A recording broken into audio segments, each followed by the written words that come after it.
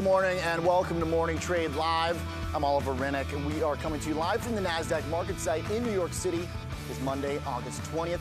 We've got a great show lined up for you this month because we're going to have a lot of guests here talking equities, we're talking bonds, what's happening in the high yield market going into a treasury story that has been pretty much mute on a week that might change that. We've got Jackson Hole on the way, but also some of those remnant earnings reports that still remain. Let's get started though, because we're going to be talking high yield with Marty Fritzen in just a moment. That's where we'll kick things off this week. It could be a volatile week for treasuries, but no matter what happens, it hasn't been the case. Then we're going to be talking with CEOs as well, and we're talking equities. We've got a panel, but first we're going to hit an interesting space right now, and that is gaming and gambling and the shift to some of the smaller companies who have been making big waves after that Supreme Court decision. Timothy Wilmot, CEO of Penn National Gaming, is going to join us here in studio. Then we're going to be talking with portfolio managers throughout the day, so pay attention. We're going to get a lot of different viewpoints on how equity markets right now in flux. We'll have several folks here talking with us about the economic picture and how it fits into what's happening with equities, as well as some of the international concerns and geopolitics that have now seeped into market volatility this past month. We're also going to be previewing some of the retail earnings that are and Marshalls is going to give us numbers, and there are big expectations for one of the biggest winners within the retail rebound. We're going to tell you everything you need to know for those, as well as a recap on another big sector, those financial stocks. All right, let's take a look at where the markets stand this morning and this week. It was a slow climb last week for the S&P 500, as well as what's been happening for those geopolitical issues affecting some of the strength in the small caps versus the Dow Jones Industrial Average. But this week, we are once again starting near some of the highs. Here's the Nasdaq and the S&P 500. Obviously, we made new highs in the Nasdaq throughout this rally since April, but the S&P is now just right below that peak from January. What does it mean? Is it about investors feeling as exuberant as they did at the start of the year, or a slow grind that had some new entrants to the market rally outside of the big tech names? We're going to be talking about that with those portfolio managers. We're also of course, going to be taking a look at what's happening within that bond space and yields. But here's that geopolitical story that emerged with the Russell just taking off next to the Dow Jones. Catch is that has kind of faded the past month and a half as the Dow tries to make some upside momentum and the Russell moves sideways. Any news from Turkey, as well as the surprise headlines that always seem to hit us with tariffs, have potential to change that relationship. We'll keep an eye on that this week as well. Let's check out that bond market, though, because this is really where my interest has been. The 10-year is just not really going anywhere. We're still at the same level that we've been after the market sold off bonds at the start of 2018. In terms of that 10-year yield, of course, the short term is a different story. We'll get into that in more depth with another economist that's going to be joining us as well. But the U.S. dollar has been making moves to the upside. Is it about U.S. growth? Is it about the international concerns? We're going to be seeing how that all plays out to a stronger greenback and where it goes from here. Some of the big themes that will also be in focus as we get closer to that Jackson Hole meeting and see round one from Mr. Powell in Wyoming. All right, check out technology versus real estate. Here's another relationship I'm going to be looking at. You might say they've got nothing in common, but through the past 3 months, the two have one big thing in common, that is moving to the upside. It's no longer about a rate-sensitive sell-off that started off the beginning of the year for real estate. They're making big moves to the upside. They're now positive, and it's happening, not yet at least, at the expense of technology, which still sits below those highs. We're going to be taking a look at some of the big themes, of course, throughout the second half of 2018 and how that continues going forward, though. I want to get things started by bringing in Mr. Kevin Hanks, who is in the Chicago TD Ameritrade newsroom to tell us what's on the agenda. Kevin, I know you guys talked about Jackson Hole and what's on the way there. We've also got some data. We got durables later on in the week, some more housing numbers. What's top of your mind, Mr. Hanks?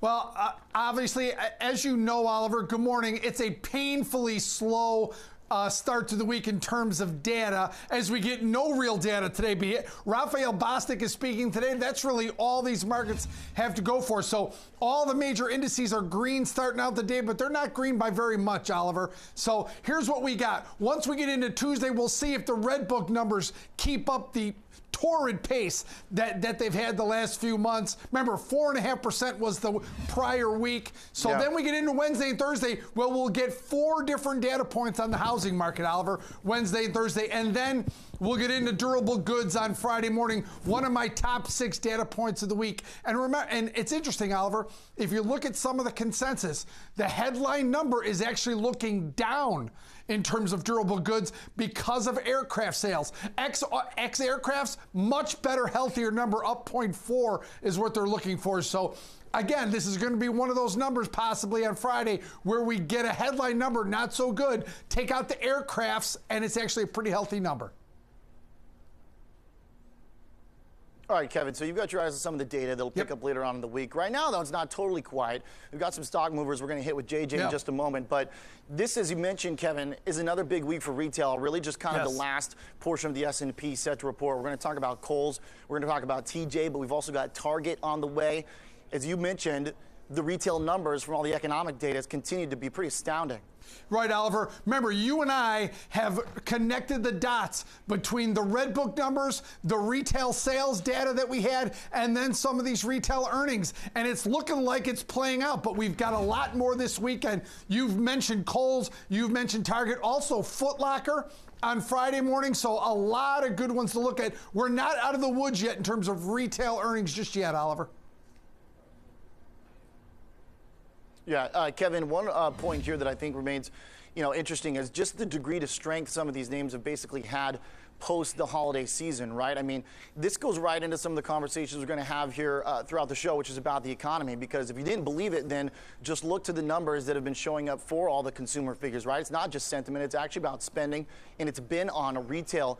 How important is this going to be? I mean, do you want to hear from this in terms of the economic outlook we might get from Mr. Powell and some of the folks that are going to be talking at Jackson Hole? Right, Oliver. What I really like about this market is some of the forward-looking numbers. The Small Business Optimism Index, that came out at 0.1 of a point off a record high. So it says that small businesses are still optimistic.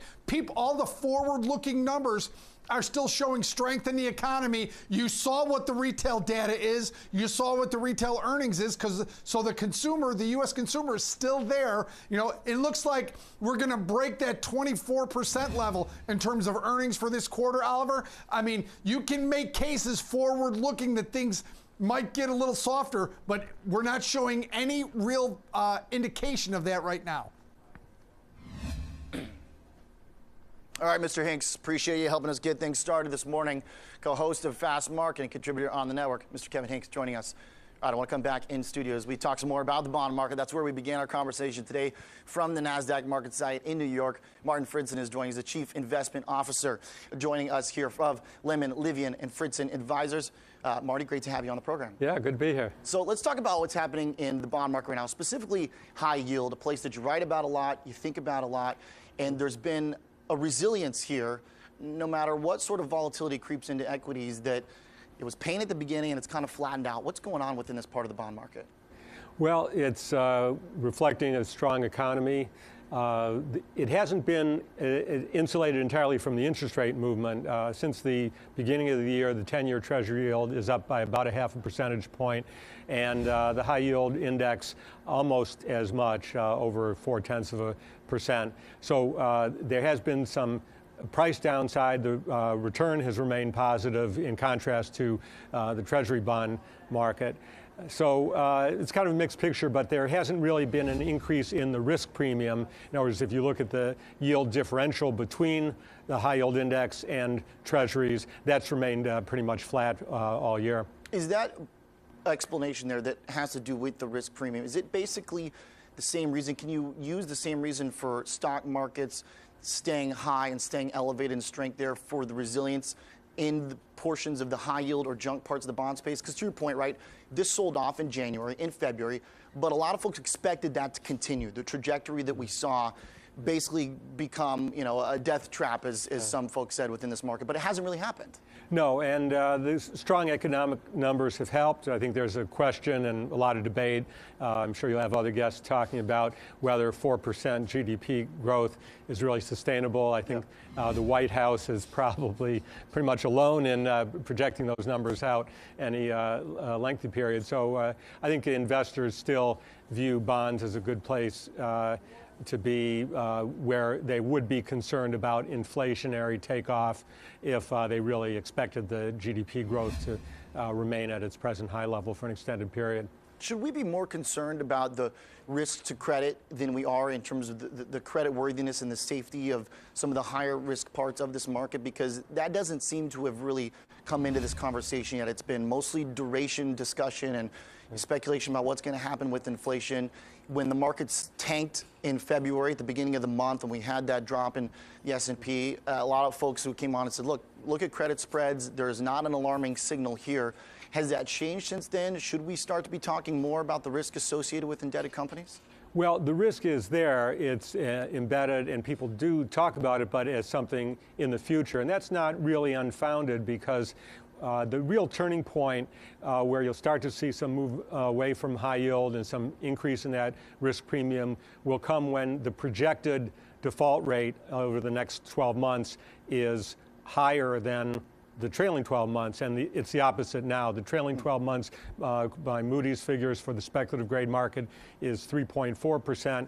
Their projected for the next 12 months is only 2.2%. So really, by that measure, risk is coming down. Now that's the trailing 12 months figures, of course, history, but until you really see that projection going up, people won't be too concerned, even though they know some of the credit risks are there. That's a pretty interesting stat, because there is a sort of consensus type of narrative out there that I think one can find cracks in, and that's a pretty big one, which is that, well, things are getting slowly more risky and problematic. It's just not going to fall off a cliff. That there points to actually things getting somewhat better.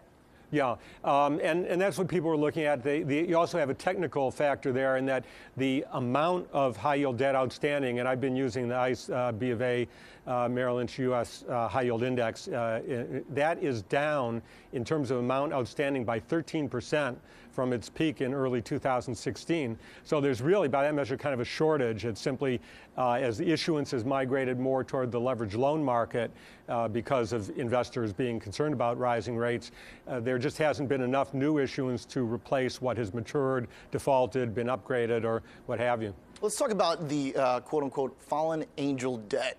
You've written about this before, and there are some concerns by folks in this market that the lower end of the investment grade spectrum, we're talking BBB bonds for someone that's invested through an ETF like LQD, and they are saying, okay, this investment grade, it's safe. Some say, well, there's a lot of concentration now sort of in the lower end of that spectrum, because it is a spectrum. It's not all the same in here. Are you concerned about this? Well, there should be some concern. The investment grade market is more concentrated in the bottom tier of it, BBBs, than it was in the past. And that is just that much more debt that's a step away from being downgraded to below investment grade. One thing to keep in mind about that is that if that happens, the quality mix of the speculative grade market, the high yield market, will actually improve, because bonds don't go from BBB all the way to CCC, the bottom tier of high yield. They'll pretty much go into the BB, the top end of it. So it's a concern. I've looked at historically cases such as when General Motors was downgraded from investment grade to speculative grade, and what the impact was. And when that happens over a period of time, you're probably talking about a hit of a couple of points, an increase in that risk premium of about 50 to 60 basis points based on historical experience. So it's a negative, but it's not the end of the world kind of scenario. Marty, before we let you go, leave us with what you're going to be looking at to see when that interest rate risk really starts to show up in markets. What's going to be that signal, if it's a yellow flag or a red one for you? Well, one to really keep an eye on is that differential, which is now about 3.5 percentage points between speculative grade or high yield and the 10-year Treasury. The lowest it's ever gotten to is about 2.5 percentage points. So I think there's no guarantee it will get to that level, but if it does, I think you can pretty well figure that's the bottom, and you're going to start to see it go the other way before long. All right, Marty, really appreciate it. Great way to get us started here this morning. Great, thank you. Thank you. Martin Fritzen is the Chief Investment Officer at Lemon, Livy & Fritzen Advisors. There's the chart there you see between the high yield bond market and the safer stuff. We're going to continue this conversation about the economy. Up next, we're going to be talking with one economist about whether or not that strength in the market and that we see within that GDP number will continue. Joe Brusuelis will be here in just a moment. Stick around. We're getting rolling on Morning Trade Live here from the Nasdaq MarketSite in New York City.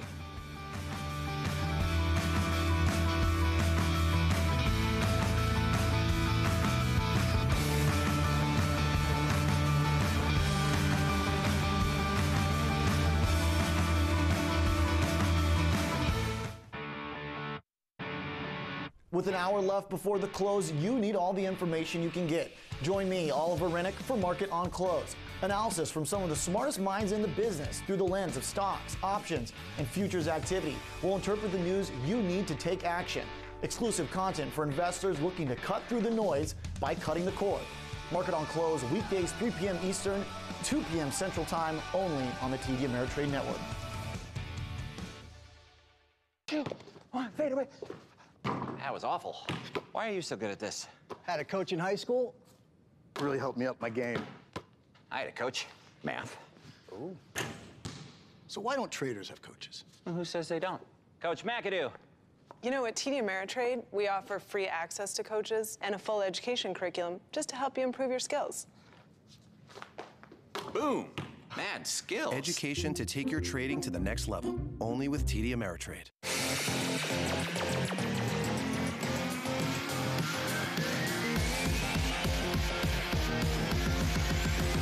All right, let's do it. I'm Oliver Rennick. Welcome. We're live from the Nasdaq. The Nasdaq, the ES, the Dow, the Russell. If you search classic bubble on Google, this is what comes up. You're going to see that we've taken, I think, a very deliberate approach to it. What are the CEOs saying about earnings going forward? You and I both know everything starts small.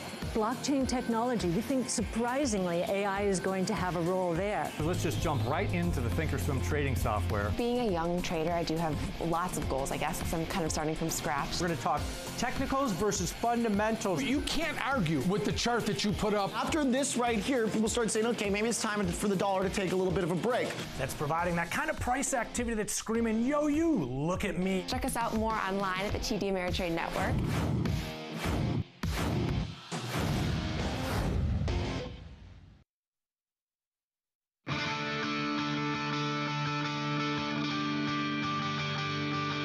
To the TD Ameritrade Network, live from the Nasdaq site in New York City.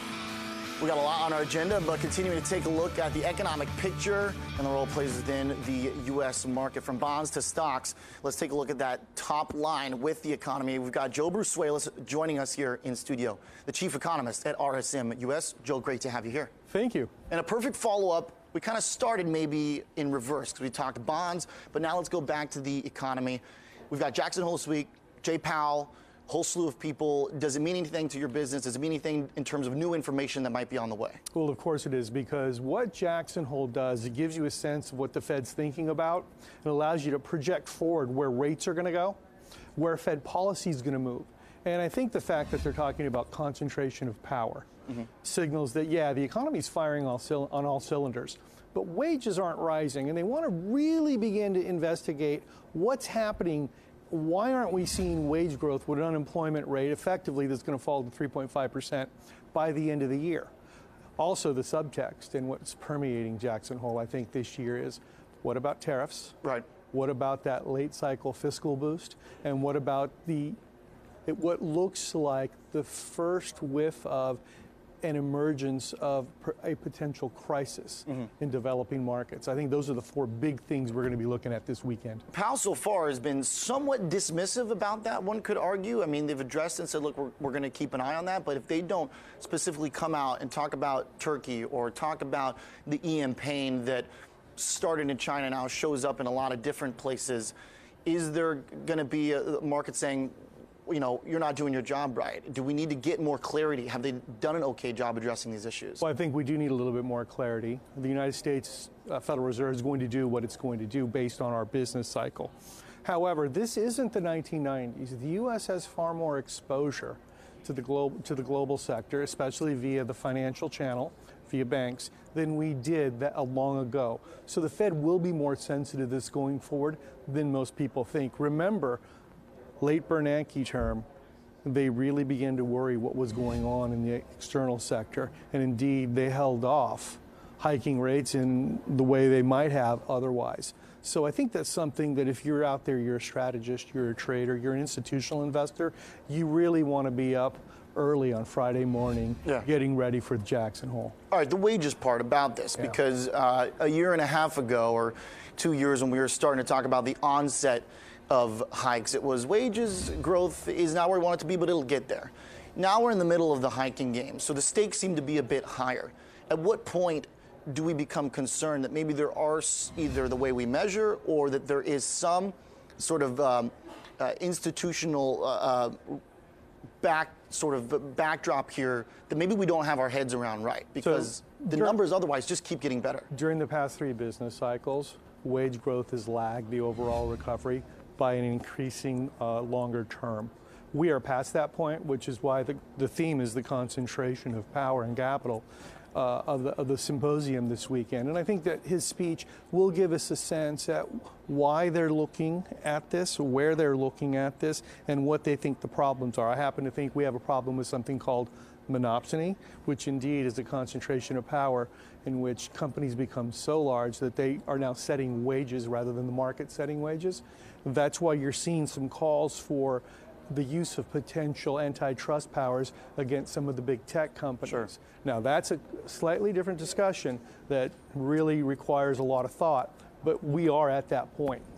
Okay, now in terms of how an investor or a portfolio manager looks at the economy right now and connects it with the Fed, it seems that there is an assessment, there's going to be a hike that's coming in September, and then Jay Powell kind of has his foot on the pedal. Should the markets be questioning that rate more than they are? Is there a greater downside risk? Okay, so what you're going to see is a rate hike in September and a rate hike in December. At that point, in my estimation, based off my estimation of the Fed's reaction function, policy becomes restrictive. Next March and next June, essentially we're going to reach that point where the Fed's going to have to say, hey, we need to back off a little bit, especially given what I'm going to call Fiscal Cliff 2, the sequel, late next year. There's a long-running series in this. Yes, franchise. That's right. This is a great franchise. But if you take a look at the Tax Cuts and Job Act, a lot of the temporary measures are going to fall off starting next October. The Fed's got to watch that very closely, along with the fact that the global economy is slowing, and we don't know what's going to go on with the tariff war, the trade conflict. The United States is currently engaged in a 3-sided trade conflict. It would be good to see that end. There are some good signs that perhaps we're coming to that point. But when we get to March of next year, the Fed's got to be very careful, because at that point, policy will become restrictive. Yeah. But last point in that, which is when you have this tariff discussion and the risk and how that works into some of the EM weakness that we began our conversation with, can you look at the data and say this is all strong enough to basically build a wall around what's happening here from the risks outside the U.S., or are there enough sort of cracks within our own data to where we will be susceptible to that kind of EM kickback if things get real bad? Well, I mentioned earlier that we do have substantial exposure via the financial channel. I think that policymakers need to tread carefully with the expansion of the trade conflict, right? On one hand, you're going to see for every 1 job that the tariffs create, you're going to lose 5. And that's if we don't do auto tariffs and we don't expand the trade conflict. On the other, you really see problems, especially in Italy next year. They're going to have to roll over $300 billion worth of debt. The U.S. and EU are in a trade conflict. Given the political dynamics in Italy, given the political dynamics here, that gets very difficult. And then we're talking about a much bigger problem. Yeah. All right, Joe. Well, maybe we'll be discussing that next time. I appreciate it. Thanks for joining us here. Joe Bruce Wells, the chief economist at RMS. Continuing our macro conversation, but up next, it's time to get into more of the micro. We've got some earnings, and we've also got some analyst moves that are shaking up stocks. We also might even hit the latest in Tesla. There's a story every morning. J.G. Kinahan is going to join us in just a moment as we break down what's happening right before the opening bell. Stick around. We're just minutes away to begin trading this week here on this Monday from the Nasdaq MarketSite. We'll be back in just a moment.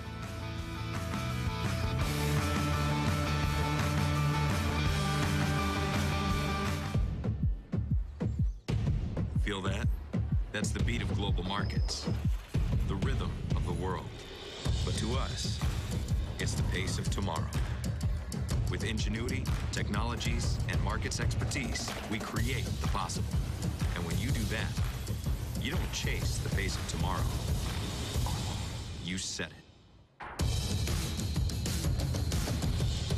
Nasdaq. Rewrite tomorrow. It's high time to power up your portfolio, explore ways to reduce risk, and take control of your financial future.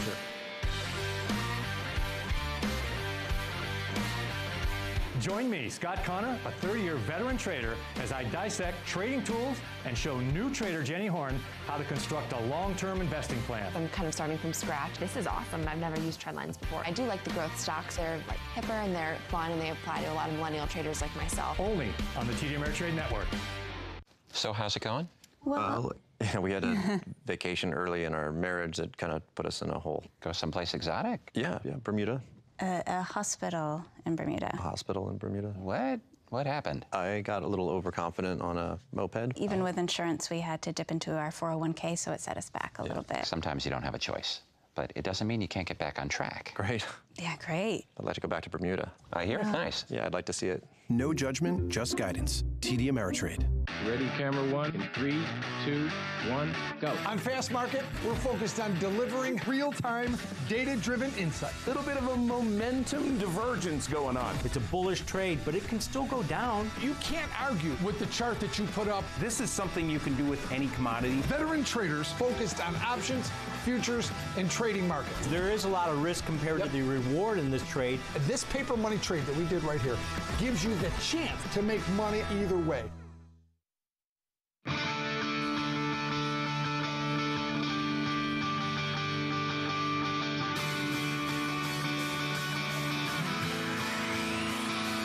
Welcome back to the TD Ameritrade Network in New York City, live from the Nasdaq MarketSite. We're going to continue our coverage of what's happening this morning because we've got some stocks that are making moves. It's not all about the macro this week. JJ Keenahan, the Chief Market Strategist at TD Ameritrade, is with us here in studio from the Nasdaq MarketSite. And JJ, let's talk a little bit about earnings, analyst moves, and of course, anytime we're talking stocks, you know Elon's going to sneak his way in there. Well, why don't we start with Elon? All right, let's get Tesla out of the way. Obviously, yeah, let's get it out of the way because it's going to continue to be probably a primary story, I would imagine, over the next few weeks. Broke through 300. Broke through 300. You know, analysts are kind of coming out of the woodwork with some downgrades on this one. You know, there's when you follow a celebrity CEO, you pay a premium. He's brilliant. I don't think anyone can argue that he's a brilliant man. But with that brilliance comes the whole package, and right now the whole package seems a little out of whack. Yeah, and the package for that has been, at least really in the past week, since that Epic funding secured tweet, has largely been negative. It's poised to open at 292. Right. JP Morgan analyst who said that switch gears. Yeah, basically said there's a 50% chance this thing's actually going to happen, which means, look, if it's going to get taken out at 420, your price target should probably be 420. Right. But now he's saying I'm not buying it, and it doesn't look that way. So yeah, and again, this is a story that is going to go for a while. When we talked about it when it first happened, any company, you don't want the SEC in your house investigating you for things that may have been an impropriety. Yeah. And we don't, I'm not saying it was, I'm not saying it wasn't, but what I am saying is the SEC is looking into it, and when the SEC is looking into it, that's probably not going to go super well for you long term, one way or the other, because it's a distraction from business is the main part about it. Everyone in that company is now distracted. The SEC doesn't go in to give you bonuses. No, the risk reward. They may come out and say this is the cleanest company we've ever seen in the world, but you spent 9 months being distracted while the SEC, and it's no indictment of the SEC. They're doing their job. Right. But with that being said, when they're in there and people are not thinking about business, growing business, you're thinking about answering questions. That's never a good long-term thing. Ryan Brinkman, the analyst, says it's going to 195 instead. All right, let's go over to Estee Lauder. We've got Ulta Beauty earnings on August 20th, a highly followed makeup company, but Estee Lauder is surging pre-market after earnings, branding that is commanding a pretty high price point. Once again, a story within retail now that's paying off for them. It is. A good earnings, well, earnings per share, if you just look at that, up 2 cents above, but could have been even better. How about that? Because their revenue was pretty darn good. Yeah. And what happened there is they are taking some restructuring costs because they are restructuring how their company streamlines things to the market. The Estee Lauder brand itself, though, did very well. La Mer, I believe is how you pronounce it. The skincare brand did very, very well also. So Estee Lauder seems to have a very, very nice story going. And again, think about all that we've been talking about the last few weeks has been about how strong the consumer is. Well, this is a luxury item. Yeah. Many Many may argue it's a staple, whichever you'd like to take on that one. But no, quite, seriously, it's a luxury item that people are spending money on. And the fiscal year, for the fiscal first quarter, because they just reported their fourth. Right. They upped their sales to between 5 and 6% growth. So a pretty solid expectation there for the next quarter as well. Opening bell is about to ring here, but let's keep talking about some of the companies that are moving, because you've also got analyst upgrades on Nike, and two of them, Susquehanna and Piper Jaffray. They like the stock, and again, one of the retail leaders that kind of broke this sector out to some degree after a lot of folks doubted their ability to command market leadership. Well, a very interesting story indeed. And first of all, they are taking share from Adidas, is what was reported in one of the analyst reports. So I think that that's pretty amazing, because Adidas had a lot of momentum going into that. Yep. The next thing is they have their whole story about selected partners, going forward with selected partners in terms of selling. That seems to be really working. What I'm really excited about for it, though, is later this week we get Foot Locker earnings. This may give you some insight into what's going on with Foot Locker overall, because as some of the analysts talk about it, they talk about the fact that their distribution channels are working. Mm-hmm. So I love when you get an upgrade on one stock that may give you some insight into some other stocks. So what does this give me insight into? Maybe Adidas a little bit and maybe some Foot Locker. Under Armour, I didn't see a whole lot of mention, which tells me that it's truly more of a footwear story for Nike, which is their primary revenue source rather than a clothing story. All right, there we go. So the branding power there, which is so important right now for retail, and that raucous that you hear is downstairs. Keep in mind, we are in New York at the Nasdaq MarketSite. The opening bell is getting things started right now. It's 9:30 a.m. in New York, which means we're beginning trading. There it is right now. ACAM opening the trading session on this Monday. We looked at stocks poised to move to the upside in the early market. We're looking at a little bit more of that right now. But JJ, it's also a little bit of a strength in gold today, is really the biggest mover in terms of just the top of some of the major markets. But the Dow Jones is up 0.25%. Nasdaq also up 0.25%, and SPOO's little changed here. You can see that all the equity benchmarks, including the Russell and the Dow, which is really the only one that's still as well below its highs, are all making some upside strength. JJ, let's keep talking stocks, though. Let's go, baby. Pepsi, SodaStream. Love this story. A big acquisition and about $3.2 billion. And we know that Coke, Pepsi have been trying to basically find a way to grow without the love of sugary drinks. Pepsi's been doing well with the Frito-Lay brand. Yep. Coke with some of the energy drinks. Now Pepsi make a little bet on in-home carbonation. What do you think? So this is a really interesting one to me, because Pepsi started this initiative a while ago, Performance with Purpose. Yeah. And this fits perfectly into it. Why? Because SodaStream isn't using cans, and isn't, this is an environmentally friendly takeover also. Convenient. Which is going to be looked on very, very nicely. And you see right there the Pepsi versus SodaStream chart.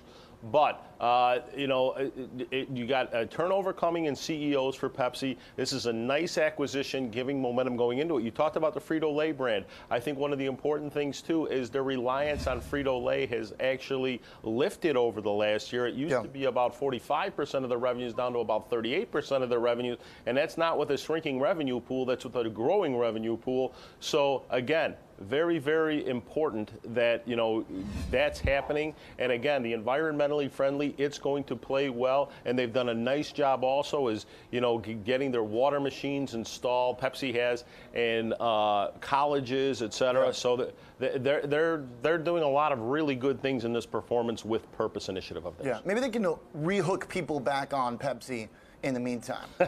One last point, real quick, JJ. Constellation Brands, an analyst downgrade again. It's continued to drop after the big investment into CGC, the purchase of 40% of the company. So it's expensive. It's perhaps being looked at as too expensive. The bloom's off the rose a little bit, and how much people love that. Not to say that can't come back, but also, let's face it, beer being one of their main products and the beer market, actually we see in all different things, spirits seem to have the momentum a little bit over beer right now. Yeah. All right, JJ Kinahan, Chief Market Strategist at TD Ameritrade. Great stuff giving us the stock movers. We're going to continue our conversation connecting some of the big macro with the micro. Up next, a portfolio manager who says if you're worried about the economy rolling over in the next 18 months, don't be. We're going to talk about how to implement that into your investing strategy. Whether you're a trader, investor, or a PM watching this morning, we're going to have Troy Gajewski with us in just a moment. Stick around on the TD Ameritrade Network.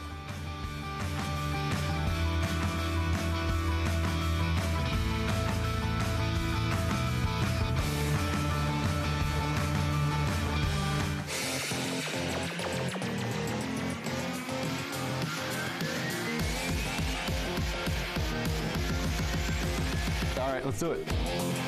I'm Oliver Rennick. Welcome. We're live from the Nasdaq. The Nasdaq, the ES, the Dow, the Russell. If you search classic bubble on Google, this is what comes up. You're going to see that we've taken, I think, a very deliberate approach to it. What are the CEOs saying about earnings going forward? You and I both know everything starts small.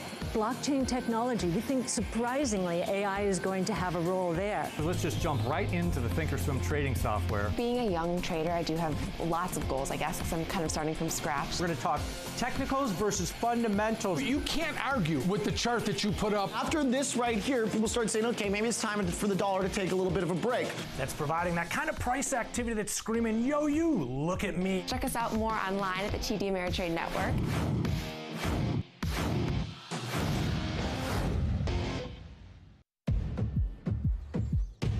Feel that? That's the beat of global markets, the rhythm of the world. But to us, it's the pace of tomorrow. With ingenuity, technologies, and markets expertise, we create the possible. And when you do that, you don't chase the pace of tomorrow. You set it.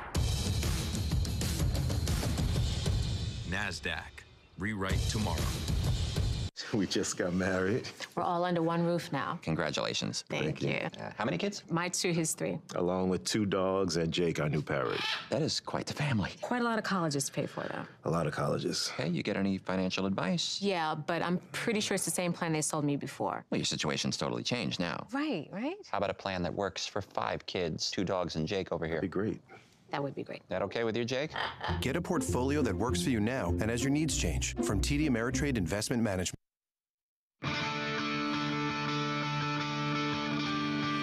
Welcome back to the TD Ameritrade Network, live from the Nasdaq MarketSite. We're talking bonds, we're talking the economy, and we're going to put some of that together as well as with our equity conversation up and now, because Troy Gajewski, partner and senior portfolio manager at Skybridge, is with us in studio, and we're going to connect some of these points together. Troy, great to have you here. Great to see you. Great to see you as well. So there are a lot of folks out there that are concerned this economy is not just going to roll over maybe in the next 18 months, but at any moment. That the type of stimulative action that we've had this past 6 months or year to date at least is going to fade. You guys say they've got it all wrong. Yeah, we just want to say relax, right? So if you look at the most mainstream economists that are apolitical, they've been a little too conservative with their estimates for this year and late last year in terms of the power of deregulation and tax reform. And we understand why, because most of them view it from a simplistic linear Keynesian standpoint. They give no credit to deregulation, increasing productivity, no credit for tax reform, increasing productivity. And it's logical because it's been over 30 years since we've had such powerful deregulation and tax reform simultaneously. So the point is, when we look forward, we can only really look forward 12 to 18 months with a high degree of accuracy. But even when you get into 2020, we think a recession in 2020 and a bear market in 2020 is more of a bear case, meaning it's a lower probability. Something has to go significantly wrong, which we can talk about more in length later. But for the time being, we think 3% the next 12 months with some downside surprise if the trade war heats up further. But it's unlikely the consumer can get in bad enough shape fast enough to cause a recession in 2020. Now, that part of the story there, the consumers, that what this focuses on, because you could say, all right, well, a lot of this stimulative stuff has also helped companies as a whole. Of course, we've talked at length about the buybacks, but those have been there for a long time. So there is a market that maybe just looks like kind of more of the same. What's unique about right now? Is it the consumer strength? Yeah, so we think people underestimate the strength of the consumer and have been for quite some time. So first of all, obviously we know we have a very tight labor market. We're seeing disappointing wage gains, but still meaningful wage gains. More importantly, in the recent GDP report, consumer savings was revised up dramatically, which added over $1 trillion. It was an undercovered story. It was a completely undercovered story. In our opinion, that was the most important data point from that report. It wasn't, I mean, obviously people focused on strong growth, 4.1. They criticized exports or trade and didn't deduct anything from inventories. But the consumer savings rate being that much higher, even though it's grantedly it's skewed towards sole proprietorships, is a big story, because what it tells us is that the fear fears of the consumer running down their savings rate and having less shock absorption capacity in the event of a growth shock were overblown. And so you can imagine getting into late 2019, maybe CapEx rolls over, or maybe inventory is liquidated, maybe the trade wars heated up further. The question then is, would the consumer roll over or at least cease increasing their spending? And that looks less likely now. So higher savings reduces the probability that the consumer goes into the refrigerator or goes into a turtle formation and really hunkers down if there's a one-off shock. So we think that's very important. And another level, if you look at the broader U.S. private sector or the global private sector, what you'll see is the consumer has done the second most deleveraging of any part of the economy. The first has been the U.S. banking system. But other than that, the U.S. consumer is the only part of the economy that's meaningfully delevered, whereas corporate America has releveraged substantially and now has higher leverage levels than they did pre-crisis. Now, when you say that you don't foresee a consumer stocking up the fridge, going into turtle mode, hiding mode, does that mean that you don't want to have stuff like staples? Does it mean some of the strength that has shown up in even the bond proxy areas is misplaced? Well, so we think some of that is just a technical rotation out of some of the high growth stocks earlier this year. It's very difficult to say day to day or week to week what's driving rotations. Sure. We would just say in general that if you're looking at the next 12 to 18 months and you're contemplating becoming overly defensive, that's probably a bad strategy. You should naturally want to allocate to things that have 6 to 8% or maybe 10% upside, but have less downside if there is a surprise shock that we can't foresee. I have a question about how to pair a bullish economic thesis with your investing strategy right now, because it's fairly unique. And I think that there are so many who are not only kind of nitpicking through the data, but then you have on the other end, the founder of Skybridge, Scaramucci, obviously Anthony Scaramucci, who's been on here, a proponent of tax reform, formerly in the White House, within this next question, a bit of disclosure. But there are a lot of folks on the other end of the political spectrum now who seem to be letting their doubts about political reform, regulatory reform, seep into their investing strategy. So how do you take advantage of that if you disagree with those? How do you find alpha in that trade? Well, so for us, let's ignore the politics for a second, right? Our job is to generate the best returns we can, which you define as 6 to 10% returns with as little downside as possible in the event of a surprise recession or a non-economic market shock. Think long-term capital or September 11th.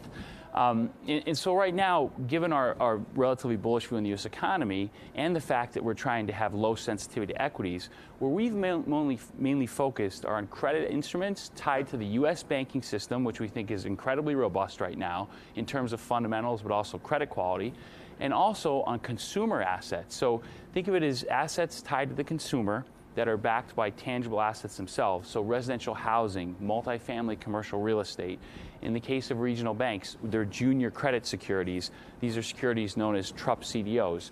So we think what that'll generate is a consistent cash flow that has less downside than, say, high-yield bonds in the event of a recession, but can still put up equity-like returns unless we get the extreme right tail where equities are up 15 or 20% per year the next several years. We'll admittedly leave some money on the table to protect a little downside. Does that opportunity exist, though, because so many people have doubts about this economy? It is apolitical, you're right. But so they don't believe that tax reform is going to have a boost to the economy past this quarter. They, have this view that it's not going to the right people to power the consumer. And I imagine that creates an opportunity, a gap that then you can basically fill if you disagree. I think you're spot on in that, part of the issue, let's go back to, we've never been through a deregulatory tax reform wave. That's one.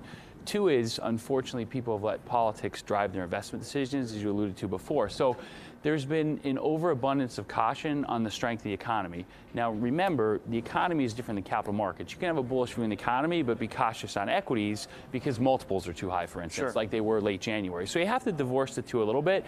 We would say that if you are fearful of a recession next 6 to 12 months, and that is being driven by your politics, then you're clearly not going to invest in the opportunities we see because we're divorcing politics from investing.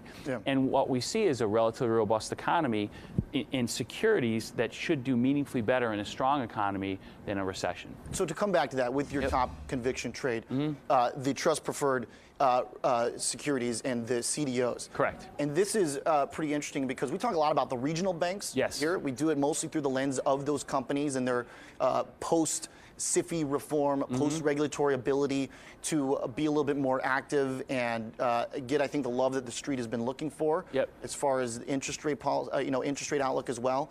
But the Trump CDOs is kind of a derivative play within that. Exactly. So we're not knocking people that are playing regional banks through equity. There, in theory, could be more upside if everything plays well in the economy. The reason we like the CDOs of trust preferreds is because they cash flow very well. So they have somewhere between 6 and 8% cash and cash yield, somewhere between 10 and 14% loss adjusted yield. So I don't need somebody else to agree with me or buy what we own in order to make money. Secondarily, when you look particularly at credit quality, the deleveraging that's taken place in the regional banking system is really jaw-dropping when you look at the charts. You've gone from over 200% debt to equity to around 80% today. You've gone about 20% debt to assets to around 10. So what's happened is the banking system's become more reliant upon deposits and less reliant upon debt. On top of that, Tier 1 capital is up between 25 and 50% of where it was pre-crisis. So what we see is very robust credit profile from regional community banks. On top of that, because underwriting standards have been so tight through most of the post-crisis period, asset quality is very high. So on both sides of the balance sheet, you're seeing strong asset quality at the same time coupled with very strong liabilities. So what that means to us is it's even in the event of a surprise recession, let's say we're completely wrong on our economic forecast, the downside is significantly less than what you see in high yield, where you have much more leverage. And the next recession should look a lot more like 2000 to 2002 than the financial crisis, where banks were the epicenter. Is there more interest rate risk within this then? Well, right now, the interest rate risk is in your favor, because one of the things we like, other than the loss-adjusted yields and the discount dollar prices, is that they're all floating rate. So obviously, if you go back to even 2009 or 2010, people were buying floating rate debt anticipating the Fed would hike tomorrow. We never agreed with that. But starting late 2016, it became clear that we thought the Fed would be on a more active path. So you want to embrace floating rate debt securities, which obviously minimizes duration risk. But at the same time, every time the Fed hikes, you're doing a high five because you're getting more cash flow.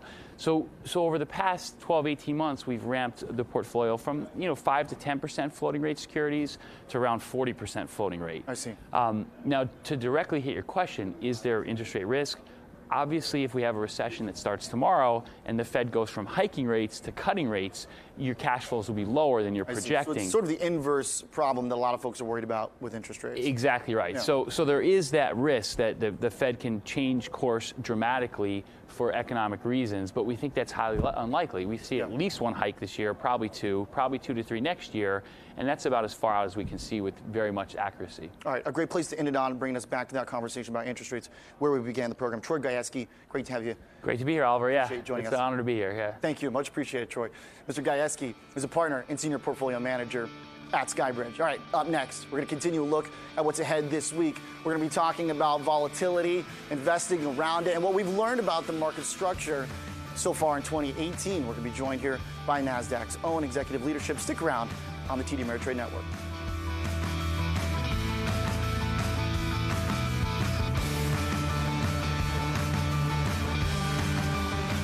If you're looking for an edge, consider education. TD Ameritrade's Education Center has practical knowledge you can use right away. Beta is a measure of volatility. It's calculated by looking at an asset's standard deviation relative to a benchmark. Investors use beta to estimate how a stock may respond to market moves. This can be useful in assessing risk. A beta of 1 means the investment will likely move in step with the benchmark. Less than 1 and the investment tends to be less volatile. And a beta greater than 1 can mean more volatility. So, if stock XYZ has a beta of 0.7 against the S&P 500 and the index increases by 10%, stock XYZ should theoretically increase by 7%. Keep in mind that beta doesn't account for changes in a stock's fundamentals and that past behavior may not predict future moves.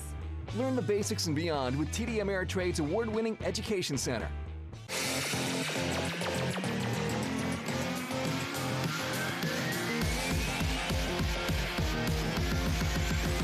All right, let's do it. I'm Oliver Rennick. Welcome. We're live from the Nasdaq. The Nasdaq, the ES, the Dow, the Russell. If you search classic bubble on Google, this is what comes up. So you're going to see that we've taken, I think, a very deliberate approach to it. What are the CEOs saying about earnings going forward? You and I both know everything starts small. Blockchain technology, we think surprisingly AI is going to have a role there. So let's just jump right into the Thinkorswim trading software. Being a young trader, I do have lots of goals, I guess, because I'm kind of starting from scratch. We're going to talk technicals versus fundamentals.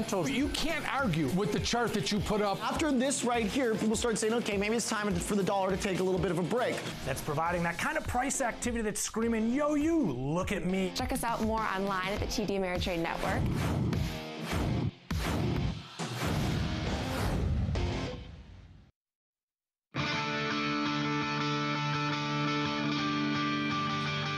Welcome back to the TD Ameritrade Network.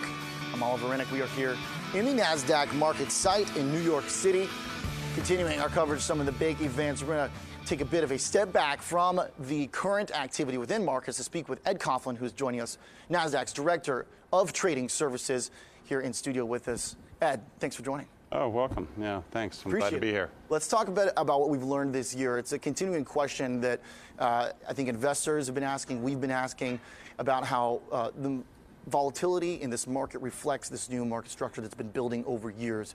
We've had an uptick in volatility. We've had some pretty big swings. What have you learned? Well, for one thing, we've learned that some of the collar mechanisms that have built into the market have worked and worked really well. If you went back and looked 6 years ago, some of the market structure that's in place today, namely the limit up, limit down mechanism, where we had what was so-called the flash crash, where we had sudden, market impulses into the market, that there was overwhelming sell or buy demand. Yep. And prices went to exaggerated levels. And through that time, we put these mechanisms in. It's been a coordinated effort among all the exchanges to basically tamp down volatility. And when there is volatility, kind of a mechanism where cooler heads can prevail, so that we would stop trading, allow an auction to occur, allow price formation to occur versus these sudden price springs. We all have to remember now, technology has allowed us to trade in millionths of a second. Hard to believe, right? Yeah. Now, within that, there have been big swings in the market nonetheless, right? I mean, we experienced this the first week of February, at the end of January. Yeah. Stock specific, we saw something like Facebook drop off. So I want to try and dig in this a little bit more and sort of educate us on where those collars, the limits that exist within this market, where did they come into action this year? Is there a particular point? Was it within that February sell-off? Because I remember the last time I really thought about it was back in the sell-off of 2015, around China hard landing. Yep. In August, we had companies that were poised to open real far down, and then that didn't happen because of some of these items that were introduced. Sure. So often on auctions, you want price formation to occur. So you don't want to hinder too much of price discovery, because you can have sudden, large drops or upswings that need to reflect the fundamental values that have changed overnight. Turkey, for example, recently. So there's a sudden change overnight. What we've done is we've built a mechanism in which there's guardrails on the market. And when you think of guardrails, they're following the stock price up and down. Sure. And if there's a sudden downdraft in stock prices, for example, that will pause that trading. So the guardrails are typically in our large cap stocks. There's a 5% guardrail that basically hovers with the price up and down. If there's a sudden move in price of 5%, okay, we're going to halt trading. It's going to go through a 5-minute halt. It's going to collect all the orders that represent people's interest. What we hope is happening is if there's a sudden, downdraft, and it's due to a large order, for example, just a sudden increase in orders on one side of the market. Not an earnings-related Facebook sell-off. Exactly. Everybody wants to sell and buy at that price. But even with a Facebook, where, God forbid, a tweet or something comes into the market and there's a sudden downdraft, everyone reacts one directional, we're able to pause the market, and again, cooler heads prevail. How do then you think about things like the role of social media? I mean, Tesla was a stock where where was the pause? Where was the halt? What happened? Were there proper, all that? Not to talk about the company, because that's a whole separate issue. Yeah. But the idea of incorporating these new input mechanisms that weren't there before. So what they've done is kind of increased awareness that we have to, when there's one directional moves, be able to pause those stocks. So if there is some sort of news out there, and I hate to use the term fake news, but sure. When that comes out, we need to have moments in the market to have investor confidence that if a $100 stock is going to drop to $95, we don't want it going to 75 without unjustification. Right. Okay, meaning it's going to halt at 95. It's then going to do an auction. It's going to reopen. The mechanism even in the auction allows it that if it's going to reopen at an exaggerated price in the auction, we'll actually extend the time period of the auction to make more folks aware. Trying to, at times I think of it, and I'm a little on the older spectrum, that where we get humans back involved in the market so we can disseminate news broadly, we can get a broad array of market participants that may want to come in and offset those imbalances. Let's talk about humans, and let's talk about sort of individual versus big traders, because there are a lot of folks that are hyper-focused on basically the last 30 minutes of trading. The ETF growth within this market means there's a lot of activity happening here at the market on close at the end of the day. And I remember back in February, there were folks, mostly sort of bears in the market, who were pointing towards distribution and pointing towards things like heavy activity at the end of the day as being a negative sign, that it was big institutions selling out. But then in the past 2 or 3 months, there's been a lot of buying at the end of the day, and we've been watching rallies into the close. I guess, and while I'm not, here to give recommendations on stock inflows, there's different strategies. And what we've learned is, from a market perspective, we want all of those participants to come together at the same time to form the best price. So that, obviously, we know there's high frequency in the market. We know there's long-term investors, there's short-term investors, there's traders, there's investors, there's index funds.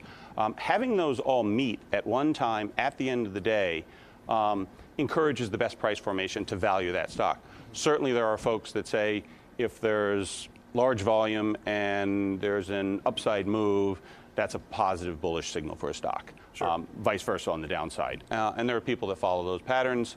At Nasdaq, what we believe is kind of in the transparency of it all, so that we disseminate information at the end of the day. Currently, 10 minutes before the end of the day, we disseminate information to folks that say, this is the volume that we've attracted right now. This is the imbalance. And we welcome participants to come into the market to offset those imbalances. So if we have, 2 million shares paired and 1 million to buy, obviously we're looking for 1 million shares of sellers. And we believe in that transparency and allowing a variety of participants to come in, including retail, to come in and offset those imbalances. Your experience with market structure goes back a while. So tell me, how does that period at the end of the day now look differently than, say, 10, 15 years ago, given the presence of exchange-traded funds? Do you, not just about volume, but about the price discovery that happens in that moment, is it uniquely different from in your early days? An auction is an auction at the end of the day. The difference today is the transparency and the wide array of information that's available. Realize that, I go back to paper trading on a piece of paper, and you're left and right. You had to call a guy, and exactly. We still have them sometimes. Exactly. So there's no more of that for the most part. Sure. The auction itself, again, is a collection of buyers, sell, market on close, limit on close, imbalance only orders. People want to offset. People come in at a variety of times. But the ability to what I would call democratize the information. The person at Ameritrade can have the same information as the big banks, brokers, and HFT. So they have access to that information. They have priority in terms of time. I mean, it's not uniquely imbalanced for one participant or another. But I would say probably the transparency and the democratization of that information. The last point there within that subject, within high frequency trading, because there are a lot of questions and doubts about how this market was going to function in moments of volatility. Keep coming back to February because there was a unique confluence of events. There was rising yields that then set off basically a trade and a note, an exchange traded note that for a lot of folks was going to be a systemic issue. Yes, the market had a quick down move, but then it pretty quickly recovered over the, period afterwards. It didn't, do a V-shaped rebound, but the market slowly continued to rotate and made new highs shortly after for Nasdaq and all kinds of other indexes. The VIX came back down as it should. So are those concerns about what a highly liquid HFT-driven environment can do, or are they put to bed after an event like that?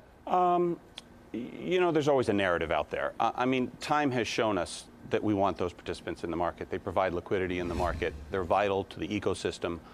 Just as a comparison, when we look at February 5th and we talk about these mechanisms or the guardrails, if we go back, there was an event, a couple years ago with ETFs in August 2015, where on that day, I believe there was something in the neighborhood of 1,400 to 1,500 limit up, limit down halts, where these guardrails were triggered, both on the upside and the downside. On February 5th, There was less than 10, I believe is the number, give or take. And what does that tell you? So what that tells me is markets learn from their past, whether mistakes or there's a learning curve that goes on. It tells me that there's more participants out there that are more aware of information.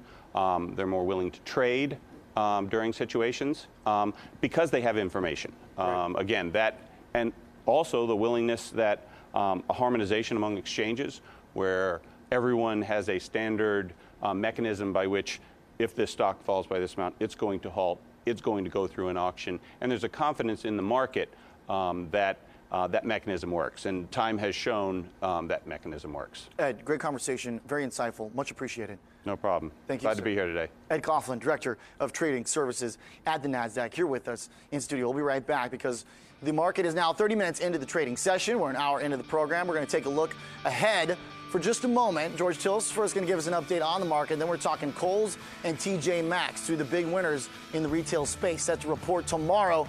Are you ready? It's going to be a fun earnings for those. We'll tell you what you need to know in just a moment.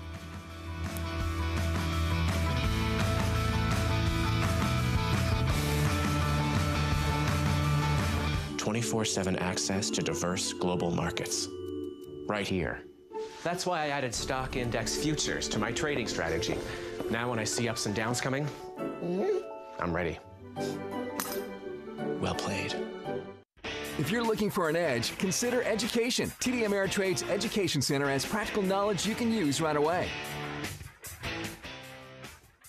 A bond is a loan given to a company or government by an investor. By issuing a bond, a company or government borrows money from investors who in return are paid interest on the money they've loaned. Because the interest payments are fixed, when you purchase the bond, these are commonly referred to as fixed income investments. Investors use bonds to preserve the money they have while also generating additional income. Bonds are often viewed as a less risky alternative to stocks and are commonly used to diversify a portfolio. However, not all bonds carry the same level of risk. Most bonds are rated by a credit rating agency. Generally, a AAA rating is considered least risky, while bonds rated below a certain level are commonly referred to as junk bonds. Learn the basics and beyond with TD Ameritrade's award-winning Education Center at tdameritrade.com. You know, I used to be good at this. You turn 40 and everything goes. Tell me about it. You know, it's made me think I'm closer to my retirement days than I am my college days. I'm thinking, will I have enough? Should I change something? Well, you're asking the right questions. Well, I just want to know, am I going to be okay? I know people who specialize in am I going to be okay? I like that. You may need glasses, though. Yeah. Schedule a complimentary goal planning session today with TD Ameritrade. Why did I add futures to my trading strategy? 24/7 access to diverse global markets, like wheat. Can you say growth opportunity? We should probably harvest that.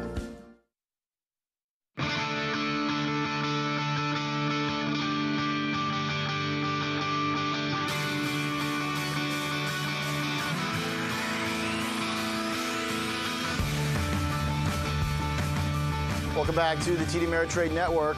We are live from the Nasdaq MarketSite, continuing our program 30 minutes into the trading session and an hour into MTL. I'm Oliver Rennick. Thanks for joining us this morning. Let's take a look at what is ahead because we got a lot on our minds as we continue to move from that macro conversation that thematically drove that first half of the coverage. But we're going to talk some more about specific companies because we've got retail numbers that are coming out tomorrow morning. It's been a very interesting move for the sector, and these two stocks have been a big part of it. Kohl's and TJ Maxx set to report in the morning. We're going to get one analyst take on what to look for. Remember, we just saw some pretty big volatility in Macy's, so can Kohl's break the group out of the funk? And then we're going to be talking about one group that has been moving in big ways, M&A, growth, and some help legislatively from the Supreme Court. Timothy Wilmot, the CEO of Penn National Gaming, will be joining us here in just a moment as we talk about what the company plans to do next. Remember, still a pending acquisition. We're going to be talking about that as well. Lots of questions here as the gaming space continues to take headlines. Then we're talking equities and the outlook for U.S. stocks with three smart guys who are going to be joining us here on our panel discussing what to look for as we continue a week here that might have some macro-driven action as well with that central bank meeting that's happening in Jackson Hole. We're also going to be taking a look at another big group, of course, that everyone's been waiting to take the mantle in the S&P 500 banks. We've got 3 names on our mind and 2 analysts to talk to us about what needs to happen for financials to continue the momentum to the upside. We got a bit of a hint of it. We'll see if there's more to come. All right, I want to head over to the TD Ameritrade newsroom in Salt Lake City because George Tillis is with us, as he always is, giving us the breakdown, the contributor on the TD Ameritrade Network. Good morning, George. Tell us what's on your mind. What's top of the story on this Monday? Well, overall, and good morning, by the way, Oliver. When it comes down to the U.S. equity markets, most sectors are higher today with the exception of the tech sector, which is a little bit flat, associated potentially with Intel, down about 1%. I suggest that's probably based upon some of the semiconductor weakness we've seen carry forward from last week's reporting of AMAT and, of course, NVIDIA. When we take into consideration some of the macro issues, Oliver, I think right now the theme, if you will, is a risk-off impulse that's shifting potentially now to the European core-based markets, including that of Italy, which again is moving towards potentially that solvency issue that's always been in the backdrop associated with that 4th largest economy in the Eurozone. So, George, when we see a day where there's some strength in stocks, we talked about this last week. Yep. Is it moving past some of those geopolitical items that sent the S&P for a bit of a ride, or is it just waiting and defaulting to risk on until there's a surprise headline? Well, we're seeing risk off, of course, in the European markets based upon what's going on with Turkey. We are seeing a little bit more risk on, of course, in the United States. There is a bit of a bounce back in the Chinese market also, Oliver. They are off a 2-year low today based upon, of course, the trade concessions and, of course, the diplomatic talks coming on Wednesday with the Vice Premier of Commerce visiting Washington, D.C. But we have to keep in mind that Chinese markets are down about 19% over the last year, and again, sitting at a 2-year low, but just bouncing just off of those lows. U.S. markets in terms of rates, Oliver, still relatively flat on the long rates. That's giving us an idea that the dollar strength is still in play. Fully funded markets, equities and bonds right now, Oliver, so we're getting sort of the best of both worlds, where bonds are moving higher as well as equities being, of course, a premier player in the markets globally based upon that dollar funding. George, one other point here, because this morning we opened up with some more of that dollar strength. It seems like the lid has basically been taken off from the greenback. What are you going to be looking at to see if that continues? Because if some of this then turns the other way and there is either resolve on tariffs, or if the central bank in Turkey makes a decision that the market likes that helps stem some of the pain there, does that then come back and soften some of the moves we've seen behind the greenback's move to the upside? It certainly could, Oliver. I mean, with Turkey, it's really not necessarily a debt issue or a solvency issue. It's more of a currency issue. But again, if we start to see this manifest into the periphery-based markets in Europe, including Greece and Italy, Italy right now, of course, is really facing sort of a fiscal challenge. They're actually expected to increase their fiscal spending, which is going to, of course, increase the credit risk associated with that spending right now. Questions are, can they really afford it? And 2, we have to keep in mind that coming up at in September, we are expected to see some QE tapering from about $30 billion of bond purchases by the ECB down to about 15. So that's coming down the road. And I think, again, those are some of the risks that the market may face going forward. Jackson Hole meeting coming up this week, Oliver. We'll see if there's anything associated with the rate hikes and maybe the pace of the rate hikes that could potentially ease some of the pressure on the U.S. dollar, pushing some of that capital flows back to the emerging markets, including Turkey, maybe some of the European periphery markets, and of course maybe causing that 10-year to kind of give us a little bit of a lift as the market really expects that 10-year to rise, widening out that yield curve, normalizing those financial conditions. All right, and more pain for the EM space. A little bit of relief today, but still close to those lows. George Tillis, appreciate the update here. Always great, Mr. Tillis. I want to continue our conversation here about earnings, because it's not over yet. Still a few more names on the way, and some big ones for anyone watching the retail space. I want to bring in Chris Gray. He's a senior securities analyst at Argus Research, rejoining us. All right, let's talk Kohl's first. Sure. Chris, because we just saw a bit of a bloodbath that happened in Macy's. How do they avoid that same fate? Well, I mean, I think the important thing is, how does it set up for Christmas? And we know it economically was a pretty good quarter. We're setting up for Christmas already? Well, yeah, the way it sets up for Christmas is everything in the retail sector. Sure. I mean, that's where the companies make their money. So when you back it up, when you look at the second quarter calls, the question is, what are they saying about back to school and inventories that are going to give us the first view on how the pieces are moving for the Christmas sales? So back to school generally has a pretty high correlation with Christmas, and then we should get the first little take on that in the calls this week. Are these big seasonal trends going to be different this year for Kohl's? Because last year I remember a lot of push to get their inventory out. They talked about discounting. Correct me if I'm wrong, but that was sort of the theme that I took away from their period last year, which was, look, we're going to be slide notifications under apartment doors, and we're going to try and move stuff out and improve what we have on hand. Is that going to be the case now? Yeah, I mean, I think the season will start earlier. I mean, seasonally, the third quarter should compare a little bit easier. We had some hurricanes last year. Third quarter was warm. Kohl's is a cold water company. They have a lot of their stores in the Northeast. Okay.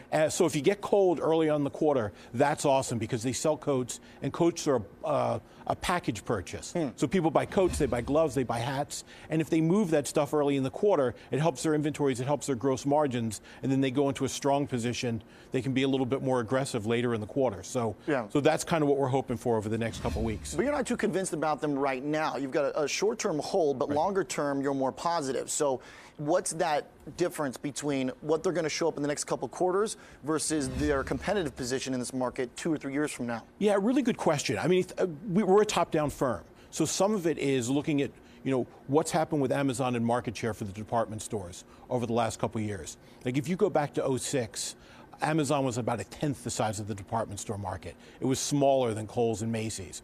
And right now, Amazon alone is bigger than the entire department store sector. So it's taking share. And if you look at some of the surveys with preferences among millennials, I mean, the millennials like online shopping. That's their favorite. When you look at their other preferences, they like the discounters like Target and Walmart, and they also like off-price like TJX. So department stores are backing up. I mean, I think what Kohl's needs to do, and I was at the store yesterday, I mean, they've got great new Adidas kiosks. They did really well last year with Under Armour. I mean, I think the Adidas kiosks look great. I mean, that's a possible catalyst for Christmas. Right. I mean, they've added a department on, some electronics. I mean, not a big department, but it's something they could use for maybe price busters, door busters to drive traffic in the fourth quarter. And they've got a little toy department, not that significant, but they can scale that in the fourth quarter maybe to drive some traffic. Bit of a longer-term story for that part. I mean, they need to show that the things they're doing in terms of adding brand names and trying to add some excitement can keep them against the demographic trend. They need to win the millennials. The retail story, as we transition here to TJ Maxx, because this is going to be a really exciting one. The retail story was either sleepy or basically depressing for like 2015 to 2016. Now, when we see around earnings, heightened focus, big swings. We saw what happened in Macy's. Is this just a new environment that investors and traders basically have to be ready for around these earnings? Well, I think you do have to pay attention to sentiment. When you go back a year, I mean, everybody was like, retail's dead.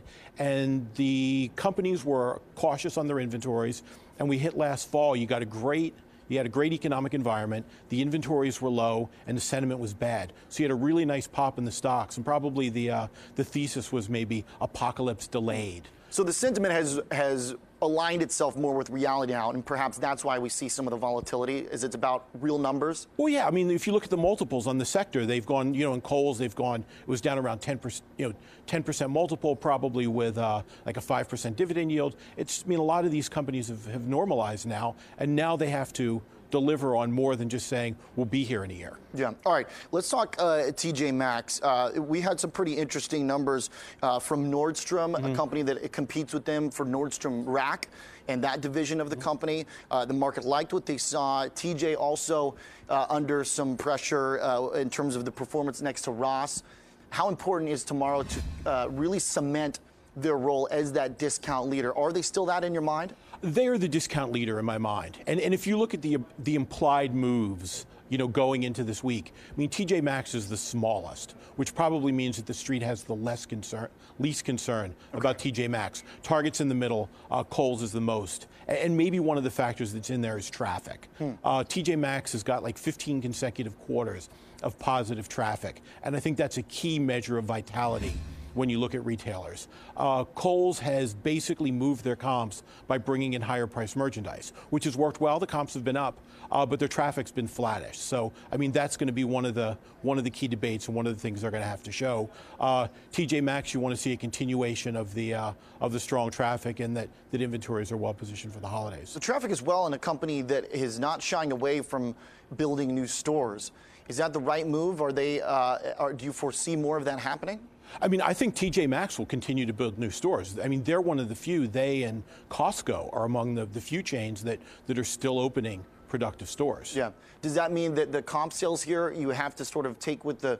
Is that going to be even more of an important number given the fact that they have new locations? Is it going to be about whether or not the products within the same place, that inventory really showing up through the same store sales? You know, I think probably control on costs will probably be an issue for those guys. I mean, last time I was here, we talked a little bit about online. Yeah. I mean, that's important for TJX. Probably not quite as important. It's not going to show up. Will it show up in a big way in this quarter? That probably online presence? No, probably not. I mean, when I visited stores, it looks like. I mean, the traffic's been pretty good at the store down on Wall Street. There's always a big line. Right. At lunch. I mean, the valuation has had a very nice move here. Yeah. So it kind of needs to show that it can continue that momentum going into the last part of the year. But the millennials seem to like shopping there. All right, I know that store down there. Yeah. Yeah, it's underground. You got to go down there, but there's a lot of summer interns buying some shirts there. All right, great to have you back. Chris Thanks Craig, a lot. Senior Securities Analyst at Argus Research, giving us the lowdown. KSS and TJX, we'll hit them tomorrow on our regular coverage in Chicago, but until then, I'm looking forward to our next conversation. We're talking gaming, gambling, with the CEO of Penn National Gaming. In just a moment, stick around. We'll be right back as we talk disruption within a space that has been dominated by Las Vegas. Is it time for that to change? Stick around on the TD Ameritrade Network.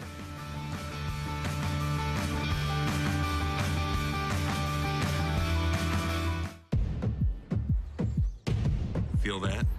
That's the beat of global markets, the rhythm of the world. But to us, it's the pace of tomorrow. With ingenuity, technologies, and markets expertise, we create the possible. And when you do that, you don't chase the pace of tomorrow. You set it. Nasdaq. Rewrite tomorrow. It's high time to power up your portfolio, explore ways to reduce risk, and take control of your financial future.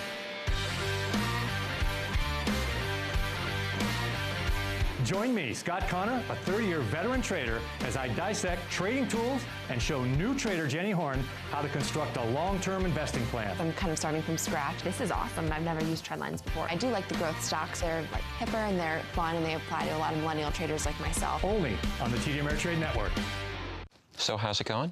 Well, we had a vacation early in our marriage that kind of put us in a hole. Go someplace exotic? Yeah, Bermuda. A hospital in Bermuda. A hospital in Bermuda. What? What happened? I got a little overconfident on a moped. Even with insurance, we had to dip into our 401k, so it set us back a little bit. Sometimes you don't have a choice, but it doesn't mean you can't get back on track. Great. Yeah, great. I'd like to go back to Bermuda. I hear it's nice. Yeah, I'd like to see it. No judgment, just guidance. TD Ameritrade. Ready, camera one, in 3, 2, 1, go. On Fast Market, we're focused on delivering real-time, data-driven insight. A little bit of a momentum divergence going on. It's a bullish trade, but it can still go down. You can't argue with the chart that you put up. This is something you can do with any commodity. Veteran traders focused on options, futures, and trading markets. There is a lot of risk compared to the reward in this trade. This paper money trade that we did right here gives you the chance to make money either way.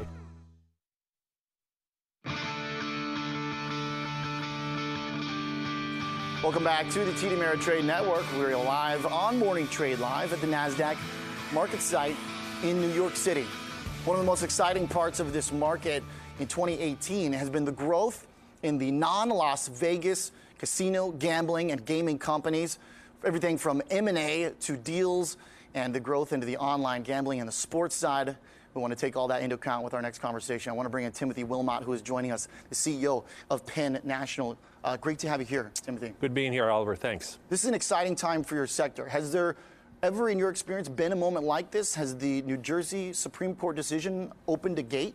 Well, I've been in the industry for over 30 years, so I can remember when it was just Nevada and New Jersey, and we had a period in the early 90s where the Midwest and South expanded quickly, and And now we have the opportunity with the U.S. Supreme Court ruling in mid-May that made that federal prohibition against the expansion of sports betting unconstitutional, and now we're rolling out sports books across the United States. So we are taking advantage of this. We are getting ready for football season, specifically for Penn National in Mississippi, West Virginia, and Pennsylvania. And we're waiting for other states to see if they're going to pass legislation to allow sports betting within their jurisdiction. Now, this has involved acquisition by yourself as well as some of your peers. The Pinnacle deal is awaiting final approval, but another step towards that getting approved just recently. It's a $3 billion deal. Is there any chance of this thing not going through? Well, we announced this deal right before Christmas, and we knew it was going to take 9, 10, 11 months to get the necessary approvals. We had to get approvals from 30 different state agencies, and we're probably about 80% there. We've got a couple more left, and we announced in our earnings call a couple weeks back that things are progressing very well, and we expect to close the transaction in the early part of the fourth quarter. Now, I'm curious, as a CEO, how do you sort of weigh the opportunity versus managing the risk when your environment is changing so much? After that Supreme Court decision, one could say, all right, the legislative momentum is not going to go against you anytime soon. But how do you make sure you don't spend too much? How do you make sure that you spend in the right ways?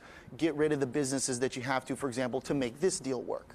Well, we knew going into the Pinnacle transaction, they have 16 casino properties, that there were 4 in order to get to the finish line with this transaction that we had to divest. That's why we negotiated a divestiture deal with Boyd Gaming to sell 4 properties to satisfy either the FTC or state concerns. So we knew all that going in. That's where we spent most of our efforts in 2017 to make sure when we announced this transaction, we knew certainty to close was important and we could get there. Yeah.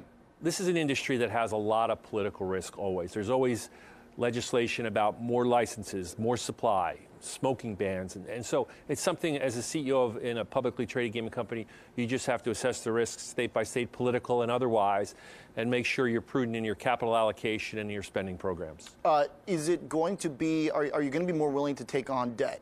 When I look at you next to your peers, Penn National has a fair amount of debt on the balance sheet compared to the equity as well. Is that something that you're concerned about if we do get interest rate momentum, or do you have enough growth to pay that to offset it and move through the debt overhang? We think we're very comfortable. In fact, when we did the Pinnacle deal, it was announced that Pinnacle shareholders will get $20 in cash and 0.42 of Penn shares. So when we close, when we include the rent we pay our landlord for the use of their assets, we're going to have leverage levels below 6 times and quickly get to our sweet spot, which is between 5 and 5.5 times. And we feel very comfortable given the potential swings in the market with the discretionary spending of our consumers that we'll be able to have a very comfortable balance sheet to continue to grow, continue to delever, and continue to do tuck-in acquisitions. While you have that debt load, is there an ability to do you want to expand buybacks? Do you want to expand dividends? Are those on your radar right now, or is it about using cash to capitalize on this environment?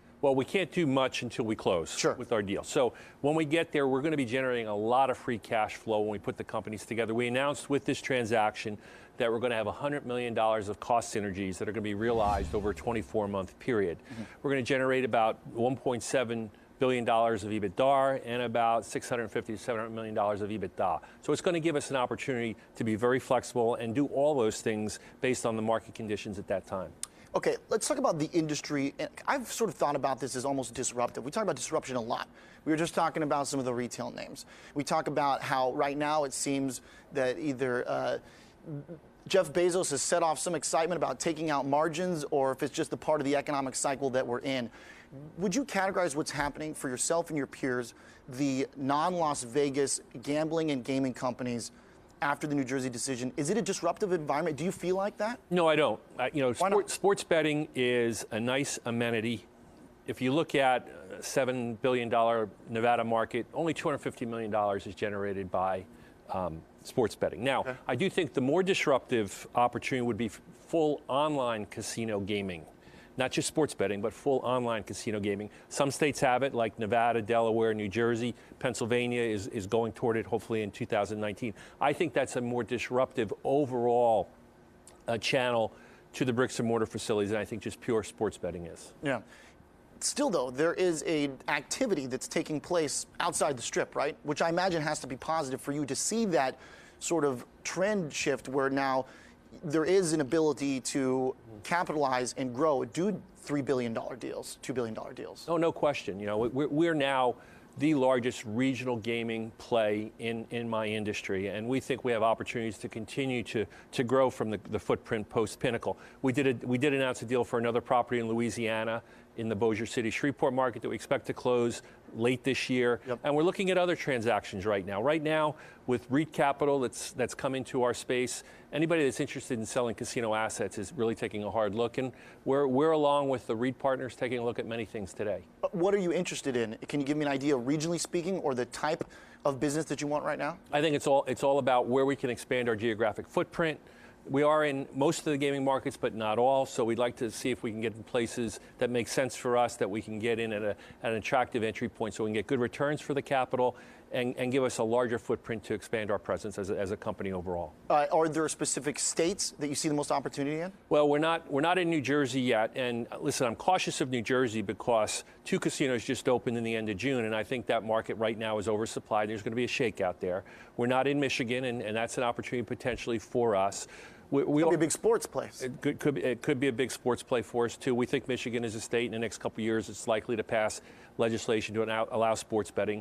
And we want to get I think longer term, we want to continue to look at Las Vegas and get a greater presence there as well. We only have 2 properties in that market, and it's a big market, as we know. And we think given our network of customers on our marketing loyalty program, which is going to be 5 million strong, that we'll have opportunities to feed more business to Las Vegas down the road. Let's talk about Las Vegas right now, because if you were to take your stock or any of those non-Vegas companies, overlay it with the Wynn, overlay it with anyone with Macau exposure, the advantage has been in your favor, and investors are very excited about some of these big trends you and I are talking about. There's questions about Chinese economic growth and how the big Macau gaming space will be able to grow going forward. When you say you're interested in having a bigger presence in Vegas, down the road, 5-10 years out, are we going to see Penn as a presence there? Do you see an ability right now to sort of eat into their market and unseat those giants? Well, we have Tropicana on the Strip right now, and we have 1 property that's in the locals market. You know, Caesars and MGM really control the majority of the properties on the Las Vegas Strip. I think over the next 5 to 7 years, we can pick up another couple assets. I don't think we're ever going to get to that scale, nor do I think we want to be. I think there's opportunities regionally to continue to grow and to continue to expand. That's a better use of our capital than making a big play in Las Vegas in the short term. Yeah. Last point on capital. Do you have a budget for spending? Do you have a budget for M&A after this deal that you feel comfortable adding on to your portfolio? Well, we don't have a specific budget for M&A. It's more opportunistic. It all depends on what may be available at what price. And we've shown in the past the ability to be very prudent allocators of capital and get very good returns on our M&A activity, and I think that'll continue. All right, Timothy Wilmot, really fascinating and interesting conversation here. Looking forward to watching the company and what you guys do next after that deal. Appreciate you joining. Thanks, Oliver. Thanks a lot. Mr. Wilmot is the CEO of Penn National Gaming. All right, up next, we're going to continue our talk about the big market picture. We've got 3 panelists joining us. It's all about stocks, so stick around. We got a lot coming up. We'll be right back on the TD Ameritrade Network.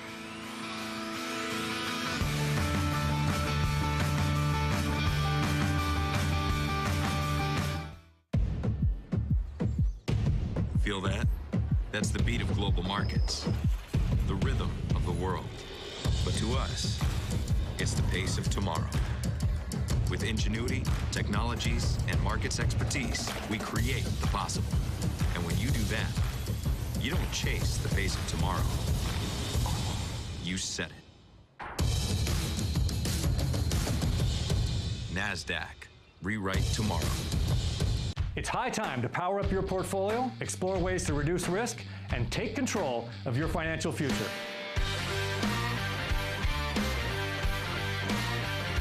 Join me, Scott Connor, a 30-year veteran trader, as I dissect trading tools and show new trader Jenny Horn how to construct a long-term investing plan. I'm kind of starting from scratch. This is awesome. I've never used trend lines before. I do like the growth stocks. They're like hipper and they're fun and they apply to a lot of millennial traders like myself. Only on the TD Ameritrade Network.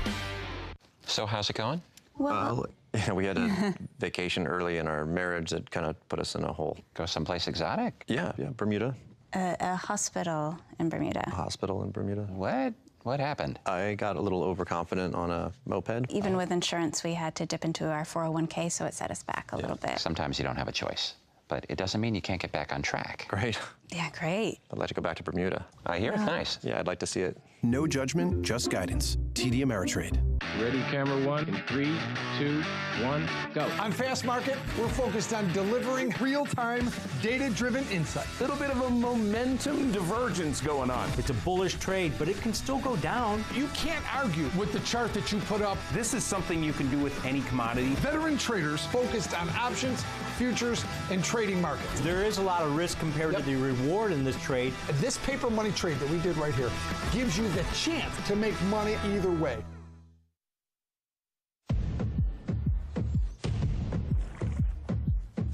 Feel that?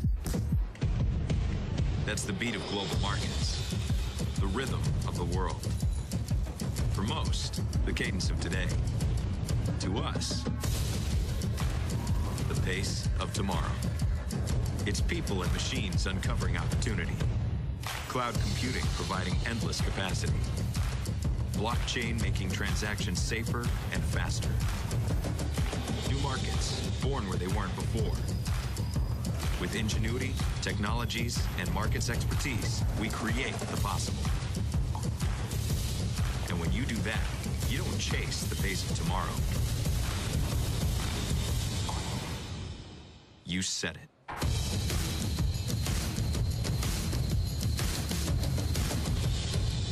Nasdaq. Rewrite tomorrow.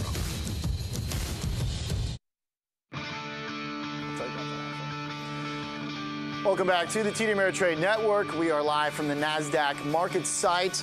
Deep into the second half of Morning Trade Live, it is time to talk stocks, and in a pretty big way. We've got three panelists joining us here. I want to introduce them. Michael Tesdorf is a portfolio manager of ClearBridge International Growth Fund. Ryan Payne is the president of Payne Capital, and Dan Suzuki is a portfolio strategist at Richard Bernstein Advisors. Gentlemen, great to have you all here. I'm looking forward to this chat because we're all about utility here, and learning how you guys are playing the market right now is going to be great. Michael, start us off. International focus, and fortunately enough, today that's going to be a very easy one to weave into this conversation.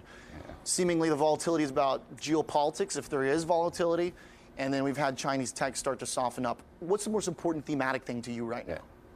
Thanks for having me, first of all. So, in terms of volatility, we have seen quite some more volatility in international markets, and the international markets have taken actually already a little bit of a hit. You know, U.S. is up over 6%. The developed international markets are down 5%. Emerging markets are down 10% this year, right? And in terms of volatility, developed has subsided like the U.S. again, but emerging markets have increased volatility. And the real volatility spike in the last months we have seen via the emerging market currencies. So, and that was also the major reason why international markets are down. So what we have seen, or what we have to go forward, I mean, we have to look actually what will happen on the interest rate front. And I do think that we will have more of accommodative interest rate environment than a lot of people think, because the ECB... Is it be a surprise in Powell's path? So, yes, I do think so, because my counterparts would probably talk a little bit more about the US, so I do the international part here. But the ECB itself will be accommodative for this year, 2018. 2019, that would be neutral. 2020, we will see the first little interest rate hikes. Bank of Japan will be accommodative for 2018, 19, and potentially 20. But the biggest surprise actually was in China, as you just mentioned it, right? So the Chinese government tried to deleverage the overall economy earlier in the year. GDP came down. So what happened, they want to keep the GDP up and going, so they open up basically money supply again, which was shrinking in the months before.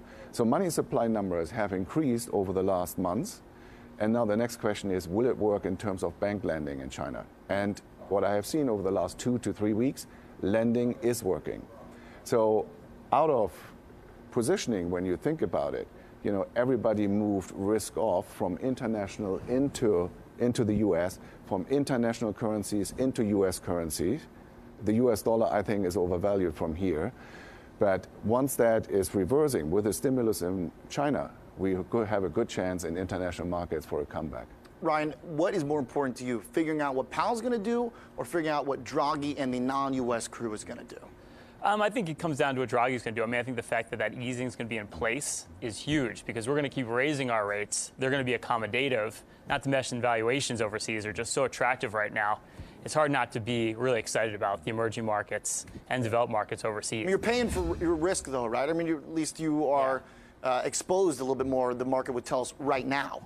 But I argue you're handsomely being rewarded for your risk, right? You're getting higher yields, your valuations are cheaper, and growth rates in emerging markets are going to be better than the U.S. It's like, I call it a gift from the gods, personally. Now, Dan, you might also say that a market that drops on a Turkish lira event might also be a gift.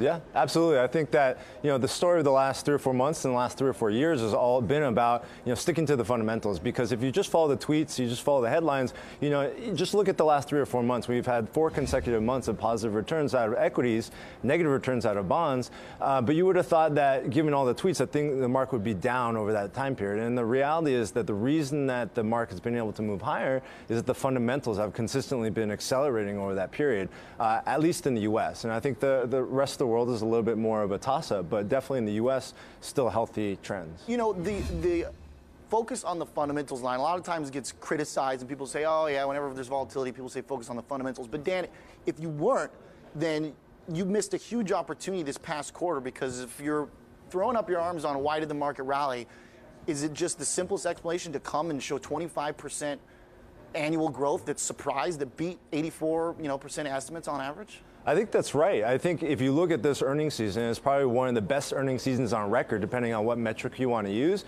And that's what happened. So you had all these investors get very cautious given the trade headlines, given what's happening in Turkey. But then when you focus back on the fundamentals, as you're forced to do during earnings season, you actually had an amazing earnings season that showed accelerating top-line growth, accelerating pre-tax profits, as well as accelerating profits. I mean, this is the first time I've seen double-digit top-line growth from the S&P in a long time, despite the fact that you're getting less help from the currencies. So, and if you look at what was the best performing sector during earnings season last month, it was industrials. Basically the poster child of concerns around global growth and trade. And I think that's kind of the story of getting back to fundamentals. Right. Yeah. But, no, go ahead, Michael. But I mean, I do agree.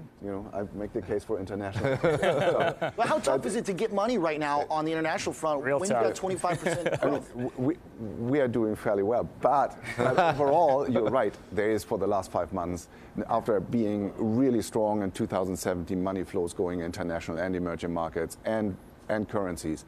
This year is the other way around, right? So we peaked in January. February, emerging markets still some inflows. Since then, we're actually on the negative side overall if you look at ETF flows. So therefore, I think in terms of positioning, we are up for a tactical bounce in the... Is that because you're battling sentiment right now? So I think, the sentiment could change. The change will come basically from trade rhetoric. And if I look at it, what could happen, the next trigger could be actually Mexico, that we come up with a deal with Mexico, that we ink the deal.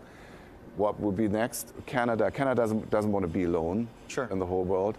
So we will have a new NAFTA, or whatever you want to call it. That could be a blueprint actually for other markets, meaning Europe at one point in time. China will take a little bit longer because there's different dynamics. Ryan? Well, yeah, this is what drives me crazy, though, because the opportunity is now. Once those trade agreements get in place, and I think they will, because, I mean, clearly the U.S. is in a position to negotiate. I don't care what the headlines say.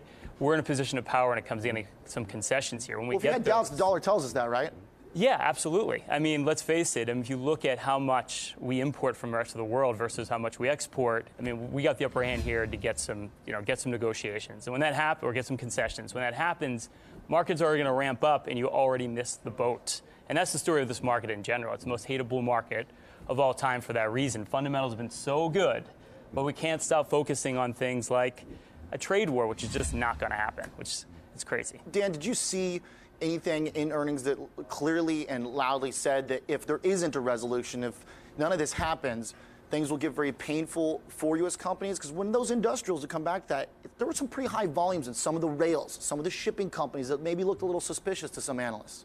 Yeah, I think probably the best example of a company to look at when you're looking at examining this type of trade risk is probably Caterpillar, right? Okay. They're at the center of being sensitive to China, sensitive to trade, sensitive to global growth, and they're short cycle, right? So very cyclical stock. The stock hasn't performed that well, but if you look at what the company is saying, demand is really good. I think the revenues were up something like 25%. They noted really strong demand in China. Like if you're out there in the market right now, and it doesn't matter in China or in the U.S., you can't get a hold of a piece of equipment right now because the supply is so tight. And I think that was one of the big stories of this earnings season is that there's huge supply chain constraints. So that's very typical at this part of the cycle, late in the cycle. You start to test the capacity of the U.S. economy, and what the solution for that ultimately is pricing power and raising prices. So I think Caterpillar said that the reason they're not that concerned about tariffs is that they've already announced price increases to offset them. But you're seeing that it's not just Caterpillar. You look at Sam Adams is raising prices on their beverages. Coca-Cola, diapers, Procter & Gamble. We just talked about Clorox the other day. Yeah, Clorox. All these companies are raising prices. I think that's sort of the missed story is that pricing power is back. That's going to sort of help these companies, deal with the rising cost pressures, and that's actually very positive for nominal earnings growth. Yeah, Ryan? Yeah, well, I said it's also correlated with the consumers in great shape, so they can effectively, this part of the cycle, they can handle the revenue increase. I'm a little upset about the beer, Samuel Adams, but besides that, I mean, realistically. So then, Ryan, does that strength that we had basically a period for about 2 weeks, sort of on the tail end of earnings, where there looked like there was going to be some value strength that showed up in this market. Staples started moving to the upside. Yeah. They did it through earnings. They started doing it before earnings, and then when they reported, actually held on to it. I think about a company like Clorox. You've also seen the bond proxies take on life again. Is that the wrong trade then right now if you are bullish consumer? No, I think it's, valuations of consumer discretionary. No, Staples, all that valuations are very cheap right now. I think it's the right story. If you're a buyer of equities right now, and you look back retrospectively, is growth going to be the place to be or value?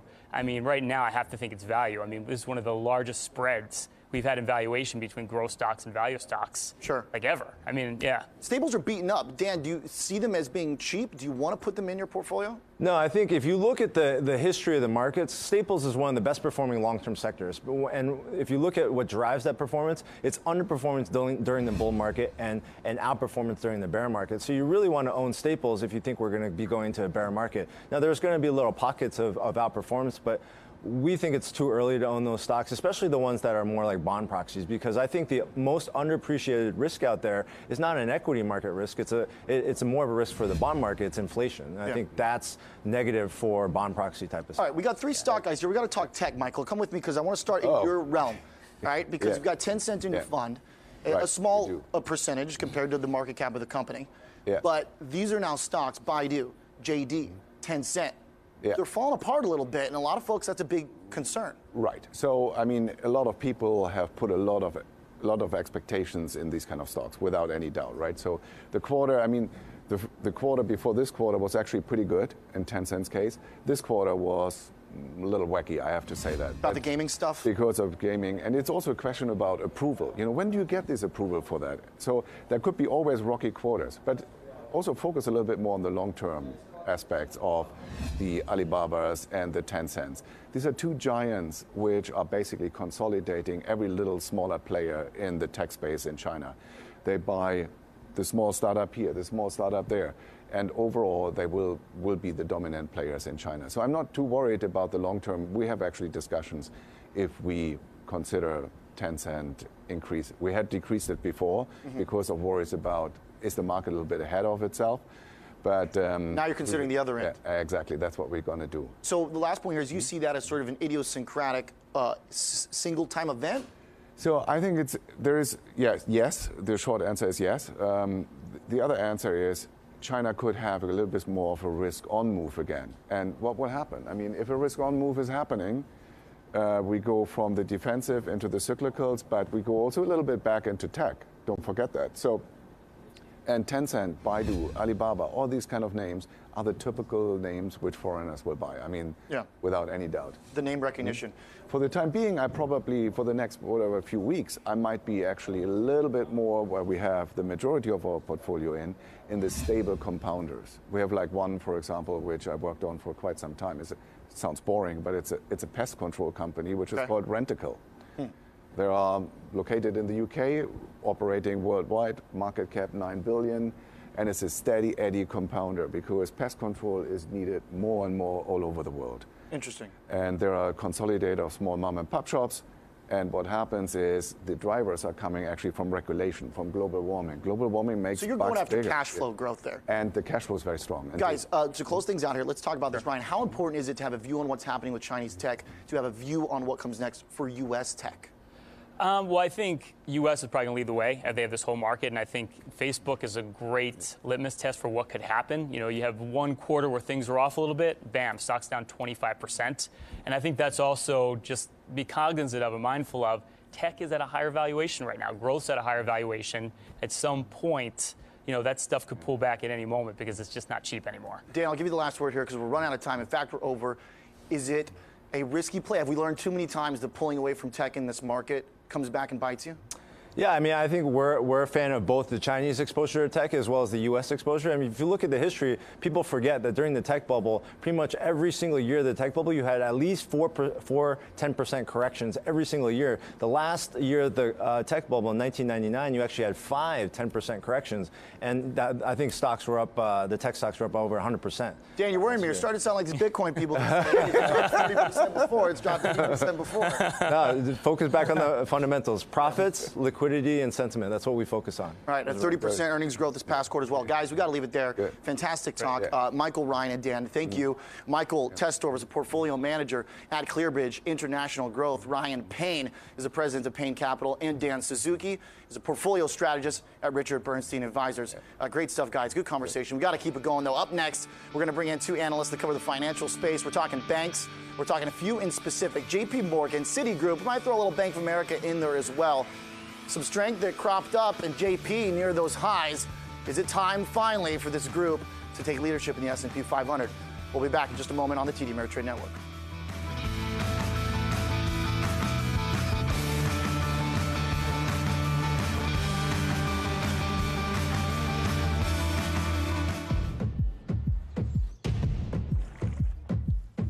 Feel that?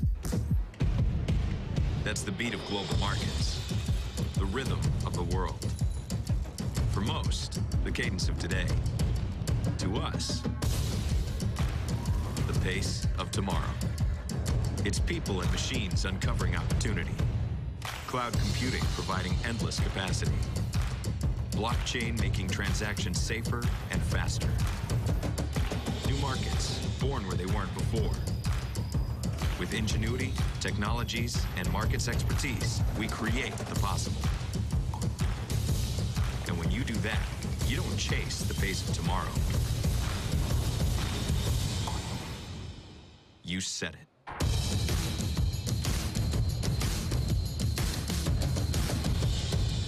Nasdaq. Rewrite tomorrow.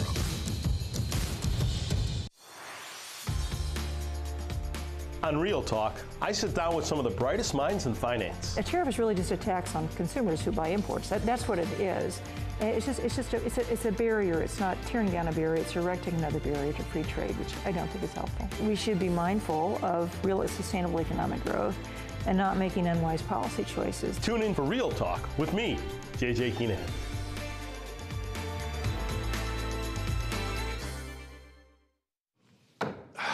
You know, I used to be good at this. You turn 40 and everything goes. Tell me about it. You know, it's made me think I'm closer to my retirement days than I am my college days. I'm thinking, will I have enough?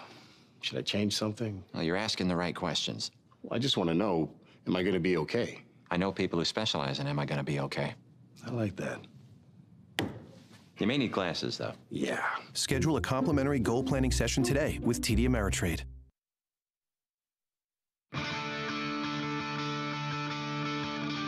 Welcome back to Morning Trade Live. We are in New York City, transitioning from a little tech talk into another group that, since really the beginning of 2018, investors have been waiting to take the mantle of the stock market. It's financials, and there's a sign of life recently. I want to bring in our guests to help us break down a couple of the companies within the space. Ken Leon is the Global Director of Research and Industry Analyst at CFRA. We've also got Steve Bigger. He's a Director of Financial Services Research at Argus. Gentlemen, great to have you both. Ken, good to see you again. Thanks, guys. All right, Ken, get us started here, okay? I want to talk about JP Morgan first. Company that has kind of led a resurgent move in banks. I don't want to call it a rebound yet, but JP Morgan has solidly rebounded. Let's begin there. What's behind the strength? Well, rebound was really in June. The beginning of the year was awful. Yeah. And the sentiment was negative. What we saw was good execution. First half financial performance was excellent. The Federal Reserve on the capital plans, the stress tests, means significant dividend increases and stock repurchases. Below that, then, we have to find new drivers to really get investors excited about JP Morgan. Buybacks aren't going to do it? Buybacks are there, so that, you know, that's part of a great total return picture. It's a seasonal cycle. The first big raise is going to be September next month. But what we looked at closely was not only the traditional banking, but we're pretty excited about investment banking and trading. Now, we saw that, Steve, be sort of the focal point of the last earnings. Obviously, I think everyone expected with a little lower volatility than in Q1. The trading desk could be somewhat smaller, but still beat some of the expectations. The banking part of it, though, does this fit into a bigger part of the M&A story? Is that going to continue if, you know, we are indeed later cycle and things start to slow down? Because for JP, that was a great number that we saw. Absolutely, yeah. I think, you know, JP Morgan is really the epitome of the universal banking model, right? You have just strength across credit cards, branch banking, you know, all the capital market segments, whether it's, you know, underwriting, IPO activity, M&A, et cetera. So, you know, this is a point in the cycle where, yeah, you would expect a little bit of a slowdown, but what we've seen actually is just the opposite, a resurgence in activity. You know, the story's kind of changed, right? Because at the start of the year, there was this hyper-focus on net interest margins. There was a hyper-focus on how the banks were going to capitalize on that. Everyone was basically saying, look, if rates are going up, it's time to own the banks. Rates are pretty much flat since February in the 10 years, been a little chop. But now we're talking about different drivers for these companies, right? I mean, the net interest margin part didn't really even come up in that thesis yet, at least. How important is it still? Well, you know, for banks, yeah, net interest income is still going to be a big driver here. I mean, if you think about, you know, the lending business at large, right? You're going to have a tailwind from the rate increases, right? For probably another 3 years. We're what, 7 quarter-point rate increases by the Fed. We probably have another 6 to go. 2 more this year, 3 in 19, and 1 more in 2020. Yeah, the yield curve has gotten a little less steep. We started the year off at about 80 basis points between the 10-year and the 2-year, and now we're down at about 25 basis points. But, you know, the secret for banks is that, you know, as they're cyclical vehicles and as the economy rebounds and job growth is good, employment growth, and unemployment is low, you get greater consumer spending, you get greater loan volume, and also you get less charge-offs too. You get, you know, flat charge-offs. So credit quality is, you know, is not an issue going forward. So I think it's still a nice tailwind for banks here. The charge-offs part was also pretty interesting in those earnings, Ken. I mean, the bank expects charge-offs to climb as we get sort of deeper into whatever you want to label as the economic cycle, but it's still muted. This hasn't, from the banks, I think they've told us pretty loudly, and if you look at loan growth in Bank of America as well, that the consumer is in pretty solid credit condition. That's right. So credit quality means charge-offs are low. Problem areas, banks have raised credit standards for home equity loans, home mortgages, on the commercial side, real estate construction. It's generally just trying to raise quality, but we haven't seen anything episodic, whether it be a specific industry. Turkey, I'm surprised that wasn't your first question. Right. The banks that we're talking about today, 80% plus of their total net revenue is really Europe and the U.S. Their loan exposure to Turkey and emerging markets is really quite small. Yeah.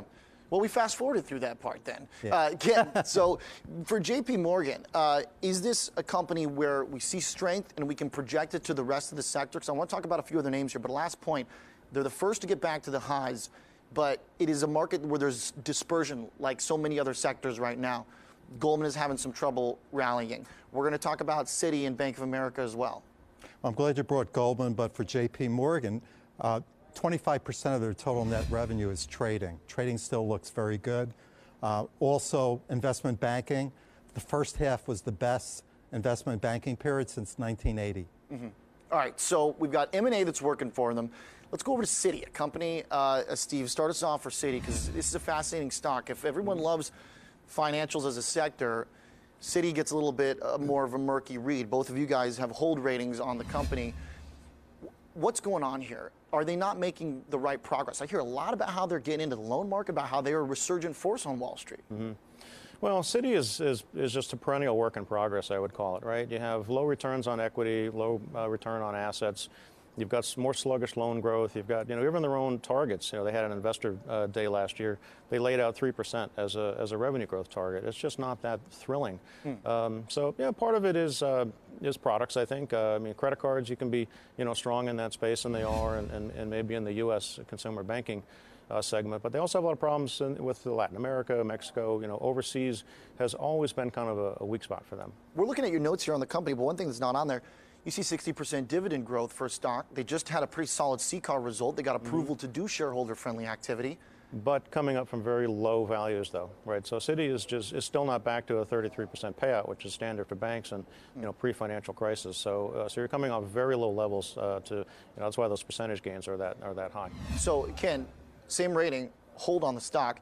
Do you not want to chase that new ability for them to basically expand things like shareholder-friendly activity? So both the U.S. economy and for banks, the U.S. is a good place to be. They're more dispersed, as Steve mentioned, related to Mexico, Southeast Asia.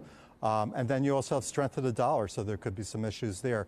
I agree with Steve that it's kind of like a second quarter work in progress. We think there's a better place to be. I hear all the time about how we're supposed to be looking for works in progress, that the value trade will come back, that there was now a moment to pick the companies that will be able to withstand whatever pain comes if there's an economic slowdown or whatever. I mean, this is a stock that, if you look at a loan market that remains robust and an underpinning of the economy that's strong, do you not want to try and capitalize on that improvement story? Well, directionally, I think you're much better off with Bank of America, which we're going to get to. Okay. I thought you were going to say Wells Fargo. Could be a better place than. Depends on how much improvement could be a better place than Citi, which we're not. We have a sell on Wells Fargo. Okay, you brought us to Bank of America, Steve. I want to talk about this company as well. Among all the big Wall Street firms, hyper-focus on consumer, a story that was also, I would think, encouraging from the earnings we just saw on their loan growth. Is it going to continue? Do you see that market? Yeah, 5% loan growth is respectable. It's not quite up at the J.P. Morgan level, the 6 to 7% we saw, but a whole lot better than Citi and some others. So 5% is pretty good. I mean, they had some weakness in some of the capital markets in the second quarter. It wasn't their finest quarter, for the capital markets businesses generally. But yeah, the lending business is still doing pretty well. Margins improving, credit quality, credit costs are benign, and still a good story there. Yeah. All right, Ken. Also a buy on Bank of America. Just real quickly, give us the elevator pitch on Bank of America's buy. All areas are working extremely well. The consumer bank is getting great returns, increased efficiencies, which means lower costs. Management, it's the same management in place, and they're doing extremely well as it relates to the investment bank. I don't see anything episodic that's going to hurt Bank of America. And also, they have the ability for a high return of capital, going back to one of your earlier questions. Yeah. All right, Ken, we got to leave it there. Ken Leon, as well as Steve Bigart, thank you guys. A great conversation here. To end a note on a group that so many are waiting to get upside. Ken Leon is the Global Director of Research. We also have Steve Bigart joining us, CFRA and Argus, joining us here on the TD Ameritrade Network. We got to leave it there, though. We'll be back this afternoon. See you for Market on Close. We've got Fast Market up next. Traders going to break down what's happening in the news, tell you how to use it. We'll be right back on the TD Ameritrade Network. I will see you this afternoon.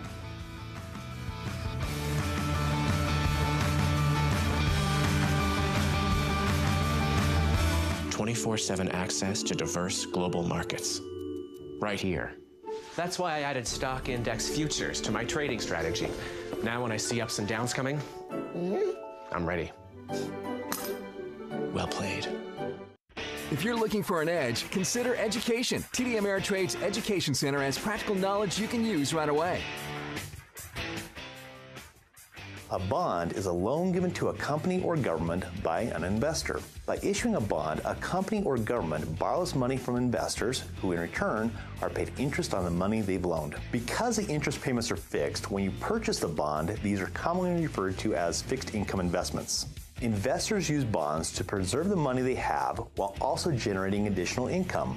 Bonds are often viewed as a less risky alternative to stocks and are